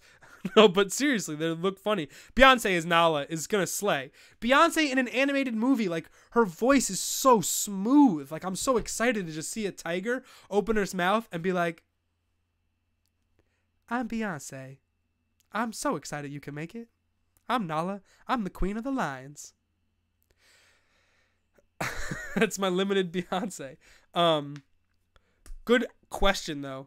She was 19 when Austin Powers was chasing that. When is that? Live action Lion King. Announced. What was I just doing? Cooper Jordy. I like Cup. We talked about that. Oh, we got to do Dan's awful question. Romero. Brandon, what's going on, man? Thanks for popping in. Appreciate it. I like Burton over Stewart. Stewart just isn't getting the touches and not happening for me. Pick 2 for Yaz. We've been talking about it all day, all week. Freeman, Martin, Mr. Peterson. I want Freeman and I want Mr. Peterson. I want that positive script with no Carson Palmer. Feed that man. Gonna be fine. James Earl Jones returning as Mufasa is the only casting choice that matters. Mufasa's only in the movie for so long, yo. I need to feel like, hey, Clayton, I really appreciate that. That's the job here, man. I know they're garbage, man.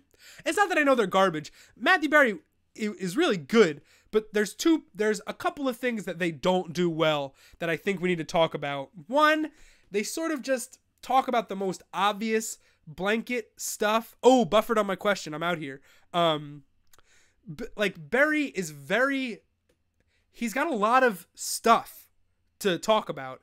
He's got a lot of, like, things he wants to touch on, but it's all very baseline. He's very Disney Channel fantasy football.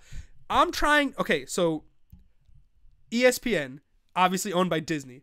Disney Channel fantasy football. Although when they talk about waiver wires, their segment is called Picking Up Dudes. I like that. Their TV show, God bless him, he got a TV show during the week. It's too kitschy. They're trying to be funny without actually being funny. Sometimes you just got to cram that knowledge in and trust yourself.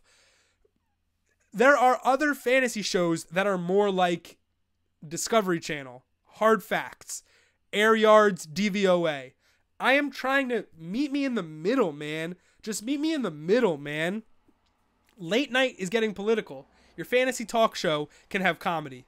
Let's get out of here. Matthew Berry needs, like, a shot before he goes on the air. Just be looser. Just be looser always. You're so tightly wound because you're putting out tons of content and you got, like, Jay-Z asking for running back choices. Like, first of all, if I'm in Jay-Z's fantasy league and people are texting me for lineup choices, I'm going to be sweating those. No offense, Gorgalore, but I'm going to sweat Jay-Z's running back question way more than I'm sweating your question. And I'm sure he feels the same way. But also, when he's got, you know, the dudes from the Justice League texting him about their lineups, he can't go on Twitter and ask and answer your question. I'm the fantasy man of the people. I'm the chosen people's chosen person, Matthias class. So this is what it is. Anyway, Trey Burton over Jonathan Stewart. I don't see Stewart getting the touches or the production needed. He looks like the worst starting running back in football. And Burton is a low-end tight end 1, not crazy out of the plays and the available tight ends. Not insane. Yeah. No, he makes bank for doing his articles. The articles are very good, but it's like he puts so much time into his, like, first 2 paragraphs of his articles where he tries to be witty and funny, and everyone just scrolls past that. Like, he's working for a company that doesn't appreciate his culture. It's the culture of the show and of fantasy. I'm the culture of this is gambling, and it's also very, very, very much out of our control. We're doing our best here. I'm not going to throw darts for you. I'm legitimately working on research all week, trying to get as informed as possible so that when you're just spitting Kirk Cousins and Mariota at me, I can just say Marcus Mariota doesn't have a touchdown pass that doesn't come from play action this year. He has no standalone regular Reginald passing touchdowns. go with Cousins. It's against Seattle. Deshaun Watson just hung 50 on them. They bleed. They're not invincible. They kicked Berry out of the Howard Stern League. That is fantastic. I love everything about that. Yeah, Matthew Berry's got a lot of stuff going on. I totally understand why he's tightly wound. Just blaze up and chill, dude. Just blaze up and chill. His mom is the mayor of College Station, Texas, where Texas A&M is located. Let's do our live draft on the draft app, and then we'll just finish strong on this boy. So here's how it works. It's live DFS. It is a snake draft, and we are picking against two people for money. There's no salary. There's no anything. So I need your number one plays of the day. Absolute number one best possible results. I'm going to load up the draft app on draft. We're going to get in position here. Live draft on draft, baby. I like it like draft. I like it like draft. I like it like draft, baby. I like it like draft. I didn't think Kevin Sumlin would still be the Texas A&M coach after all this time. They were talking after 1 year like, yo, this dude's on his way out. Turns out he was on his way out of the top 5 teams in the country. I like so. Oh, baby. Yeah, Zeke is going to be our number one, but I think somebody else is going to get him. Quick time, new movie recording. Wow. Wow, you guys see this? We're doing this, first of all. Look at this. Look at this. World Series of Fantasy. World Series of Fantasy. How do we do this? Winner takes 25 Grizzy. 8-person draft tournament. Live final draft in New York City next month. Max 8 entries per person. Draft's biggest tournament ever. Forever. Yeah, final table. How do we enter this? How do we enter the World Series? We'll go to results, and it'll show you that we lost last week. How do we enter the World Series of Draft App? Ew, Chelsea scored. Go home. Draft lobby. World Series. Football. World Series. Show me the World Series. I'll do a satellite. It's a tournament probably, so you like consecutive matchups within the same bracket. Chelsea's way too popular, Gorgalore. You and I both know. See, I got the gram up. We got 19 minutes. Guys, I don't have any suggestions. I need 2 receivers. I need a quarterback. I know I'm either taking Kareem Hunt or Zeke, but I need another one. I need to know. Underrated Mark Anthony banger. Remember it within 1 year he was dating J-Lo and he was co-owner of the Miami Dolphins. What a run, dude. Why is my phone updating? Please stop.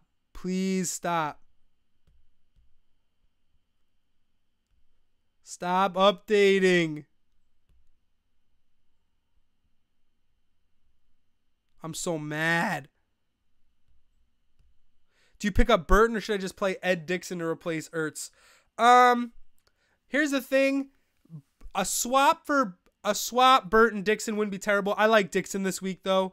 If you were going to swap, you would swap forever. You would just, because you're going to start Ertz the rest of the season no matter what. Through the uprights, quarterback sneak. Those are the featured ones. Through the uprights, quarterback sneak. Head to head. Dream team. Dream team is the new thing where it's like no salary cap. Dream team is just like you just pick 5 guys, which is pretty cool. But I'm looking for the World Series of Draft. Where is it? Stupid. All right. Let's do a 6P. We never do a 6P. We always do 3P. We're officially in a 6P right now. We are waiting for the rest of the teams to join. And we have 17 minutes to pull this off. This is actually going to get pretty dice here. I didn't think about how dice clay we would be up until the deadline. Kamara, Yo-Yo, I love Kamara. You also told me to take Brady last week, and I think you're the reason we lost. 4 out of 6 people are in here. I'm just kidding, Yo-Yo. Do you pick up Burton John? We did this one. I love it. Born. If you just spell born like regular, I love that. We are picking 6th. What the frick? Come on now. 6th. We got the wrap. We got the mother flipping wrap around. We're not going to get any of the good guys. Such trash. All right. We love Russell. We love Breeze. We might have to do a Breeze stack. We love Zeke. We love Gurley. We love Hunt. Damn, this is hard. We love Ingram. We love Kamara. I like Miller. They got to run. I like Aaron Jones. I like Chris Thompson. I like Mixon. I like Peterson. I like Collins. Wide receivers. I like Kelsey. Evans has Lattimore. I like Hopkins, but not really. Oh my God, so many matchups problems. I like Thomas. We might have to do Breeze, Michael Thomas stack here. Tyreek Hill, I also like. Tate, I like. Baldwin, I like. But not crazy about. Crabtree, I like. Okay. Here we go, boys. I would have told you McCown. That's really funny. Why do the hiccups got to show up for the last 15 minutes? We thought we did a pretty good job getting rid of them. All right. 22 people in the queue. Here we go. Let's do this, boys. Let's win. Let's win some cash. Chugging water to the 3rd pick.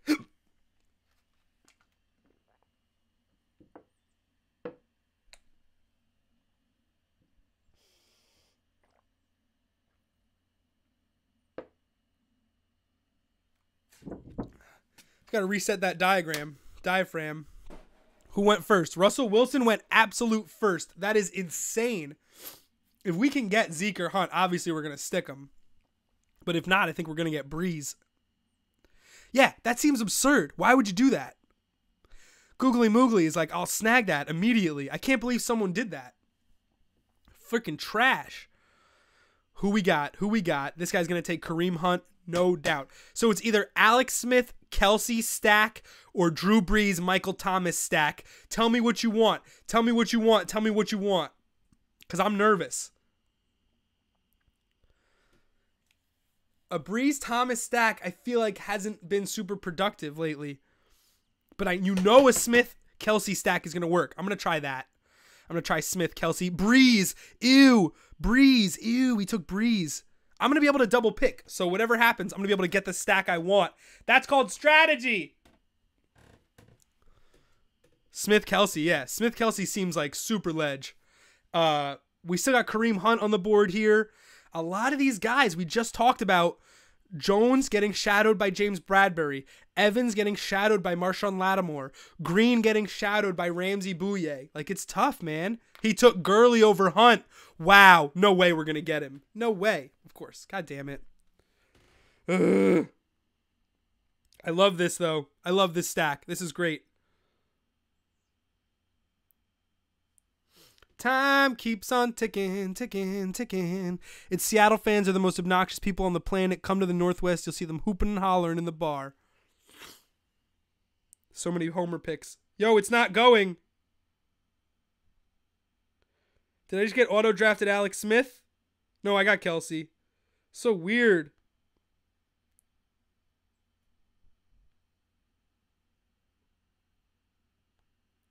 There's lag. We got definite lag, boys. Hashtag lag, boys. Sounds like a lot of hoopla. Guys, I need 2 running backs and a receiver. 2 running backs and a receiver. We have 13 minutes. 4, 3. Why are they not giving me my guys? I mean, I got my guys, but I'm nervous. Lamar Miller instantly goes. We got our stack, though. DFS, you got a stat, boy. And we got ourselves a stat. Oh, player could not be drafted. Yeah, we tried to hit quarterback there, I guess. We need 2 backs. I love Kamara. Aaron Jones could have a really good game. Is Peterson still on here? Peterson. Mr. Peterson's on here.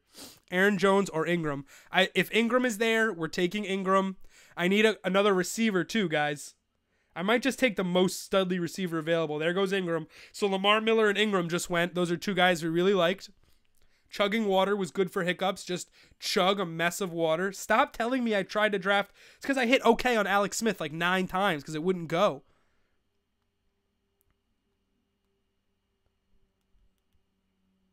This is my Q. This is who we selected for Q. No more quarterbacks left, thank God. Who we lost? We lost Ingram. Great. God darn it. 6th pick. Such trash. Now we got to wait for it to loop all the way back around, by the way. We are not picking anybody. This is garbage. This is not the good gambling. Like, how is this fair? 6 picks. Look at this. We're picking looped and then last. Like, that is so ridiculous. I don't understand. Like, obviously it's got to happen to somebody. It just shouldn't be us ever, right? This is going to take us right down to the end. Everybody's going. I love Thompson. I love Jones. I love Mixon. I love Peterson. I love Collins. So as long as if I can get 2 from this 5, I'm totally set. Clayton, I love you. Mwah. Clayton, thank you so much for checking out the show today. Hopefully I'll see you next week, boy. Mixon active. No, go with Mixon because Hill's inactive. That's what he's saying, and I love it. Kamara just went after Dak. So we're looping back around 1, 2, 3, 4. We pick again in 5 picks. Ugh. I hate this thing. I'm so mad right now, irrationally. Ooh, ooh, ooh, ow, ow. I was blasting Careless Whisper before the show started. Just getting real spicy. Maybe the best song ever. Hissy Fittin'. Dude, it's justified. Fucking 6th in a snake draft. You only get 5 picks. How's that fair? How's that logical? What if this was for $25,000 and I'm getting 8th pick in an 8-man draft? Like, that's trash. This dude's just allowed to take Zeke off the top, and I'm stuck with Kelsey. Oh, my God. I wonder what the stat is of the Seether remake of Careless Whisper. Wow, that would have been a great... Tim, if you're still here, oh, my God, that would have been a great one. Which is the better version of Careless Whisper? Wow, that would have been so fun. Seether or George Michael? Woo. That is so good. I love everything about that. And I want pizza real bad. 3 picks. And then we got to go Mixon. It looks like Mixon, Peterson, Collins. I don't know. I want. Yeah, Alex Collins. If these guys are still around, it's got to be Collins. Mixon makes me nervous. But at the same time, they're in control of that game, Cincy, right? Chris Thompson's the leading receiver on that team, and this is PPR, though. So it's got to be Chris Thompson and Alex Collins if I got 2. Jones could be productive. Yo-Yo, I'm totally confident in that, and I am starting him in 1 league, but he could very, very, very easily get game scripted out of that game, you know? Because, like I said many times today, Lions go up 17-0, it's over. It's over. I'm up, baby. AJ Green, Nuke Hopkins off the board. It's over. I'm freezing. What do I get? Chris Thompson and Alex Collins, right? I love him. Chris Thompson's PPR best receiver on Washington. Look at this. It just does this until the clock runs out. What is this shit? What is this shit? Are you fucking kidding me? I just got Aaron Jones. What the This is not going well. Delaney Walker is playing today. I got Aaron Jones and Chris Thompson. I'm so mad. I'm so mad. Dropping science. I didn't even see you come in. What's going on, man? Thanks for checking out. I'm throwing a hissy fit at the draft app because it's crashing. And it's just not taking what I want as the picks. It's just not clicking. Tyreek Hill went right after. I got to take a receiver after 9 picks go. Yo, hot trash. Now I have Aaron Jones. That's it. I got to hitch my wagon to Aaron mother flipping Jones on Monday night. At least I can wait. I'll just wait and see.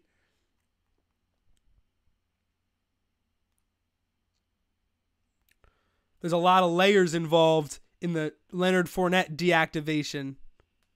Gorgalore, it's not that I don't think he'll be good. It's just that I am nervous that he got game scripted out and won't get enough carries. I'm up in 8 picks. This is absurd. But it is going to take us right to the end of the show, which is cute. I like the 6-person for that reason. We do more waiting, though. Maybe if we were picking in the middle. My neighbors are starting to look as they walk dog. Should I get a dog? I want one so bad. The request timed out. Like, are you seeing this? That was 3 picks ago. Draft app. Draft app. Not cool draft app.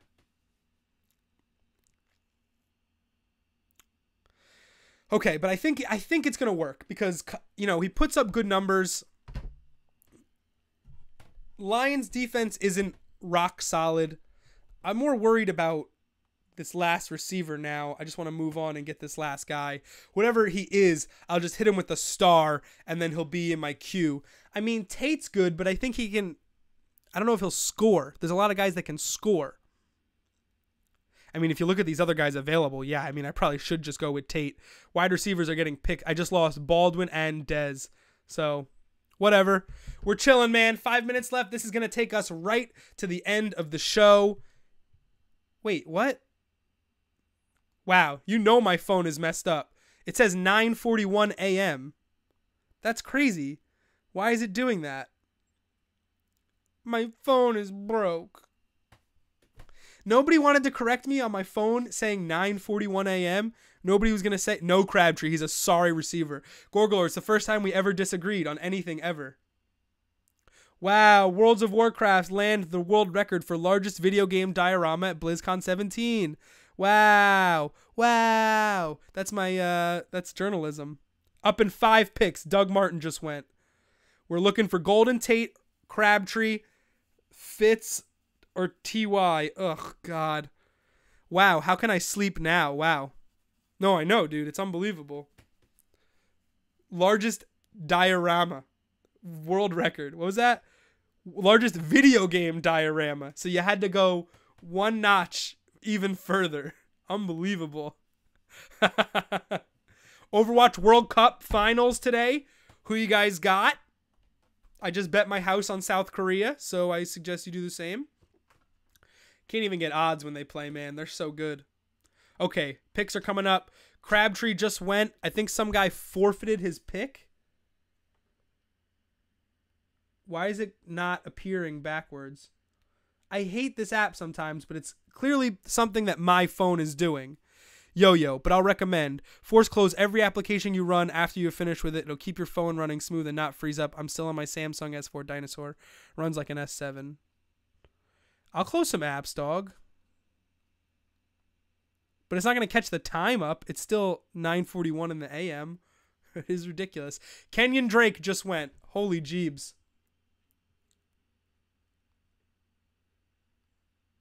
Yo, we're crashing here.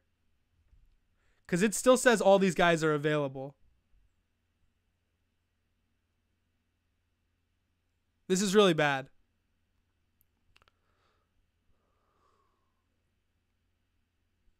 The finals. They caught. Oh, the finals already happened. Oh, damn. Set those lineups, boys.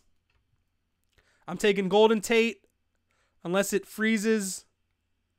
Can I just take Dez? Is it going to let me do this? Let's just see if it lets you do it. That is not force closing your apps. Misconception. Go to your settings. Go to applications. Click on every app and click force close, homie. Wow. We're taking Golden Tate. That's our team, baby. Wow, somebody actually took Mariota? Ew, these people are so bad at this. Oh my god. 2 minutes left in the show. That's it, baby. I hope you guys had a good one. We had fun. Wow. Who cares about that team? I'll update you on Twitter how that team does. It's been a blessing, as always, to be here with you guys. 3 hours go by so quick when I'm with you. They really do. Let's have a very, very profitable, successful Sunday. Keep up with me on Twitter and just shoot me a text, boys.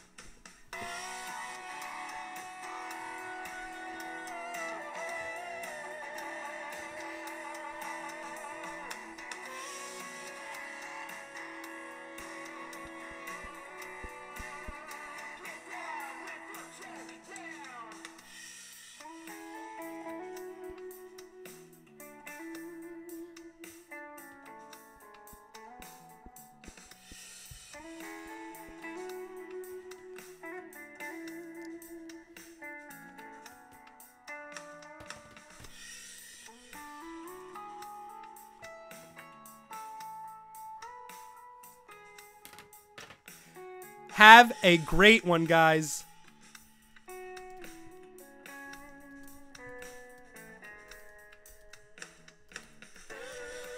One o'clock, baby. Mwah. Coming out, baby. I'll see you there. We took Golden Tate. We took Golden Tate at the end. Mwah. It's been another beautiful show. Ba, ba, ba, ba, ba. This is where I would roll credits. Good luck, boys. See me on Twitter. I'll be out here as long as you're out here. And as always, 10 to 1 next week on the Checkdown. We do it every Sunday. I just want to do it with you. Ooh-wee, baby. Bow, bow, bow, bow. We are out. Have a good one. Mwah.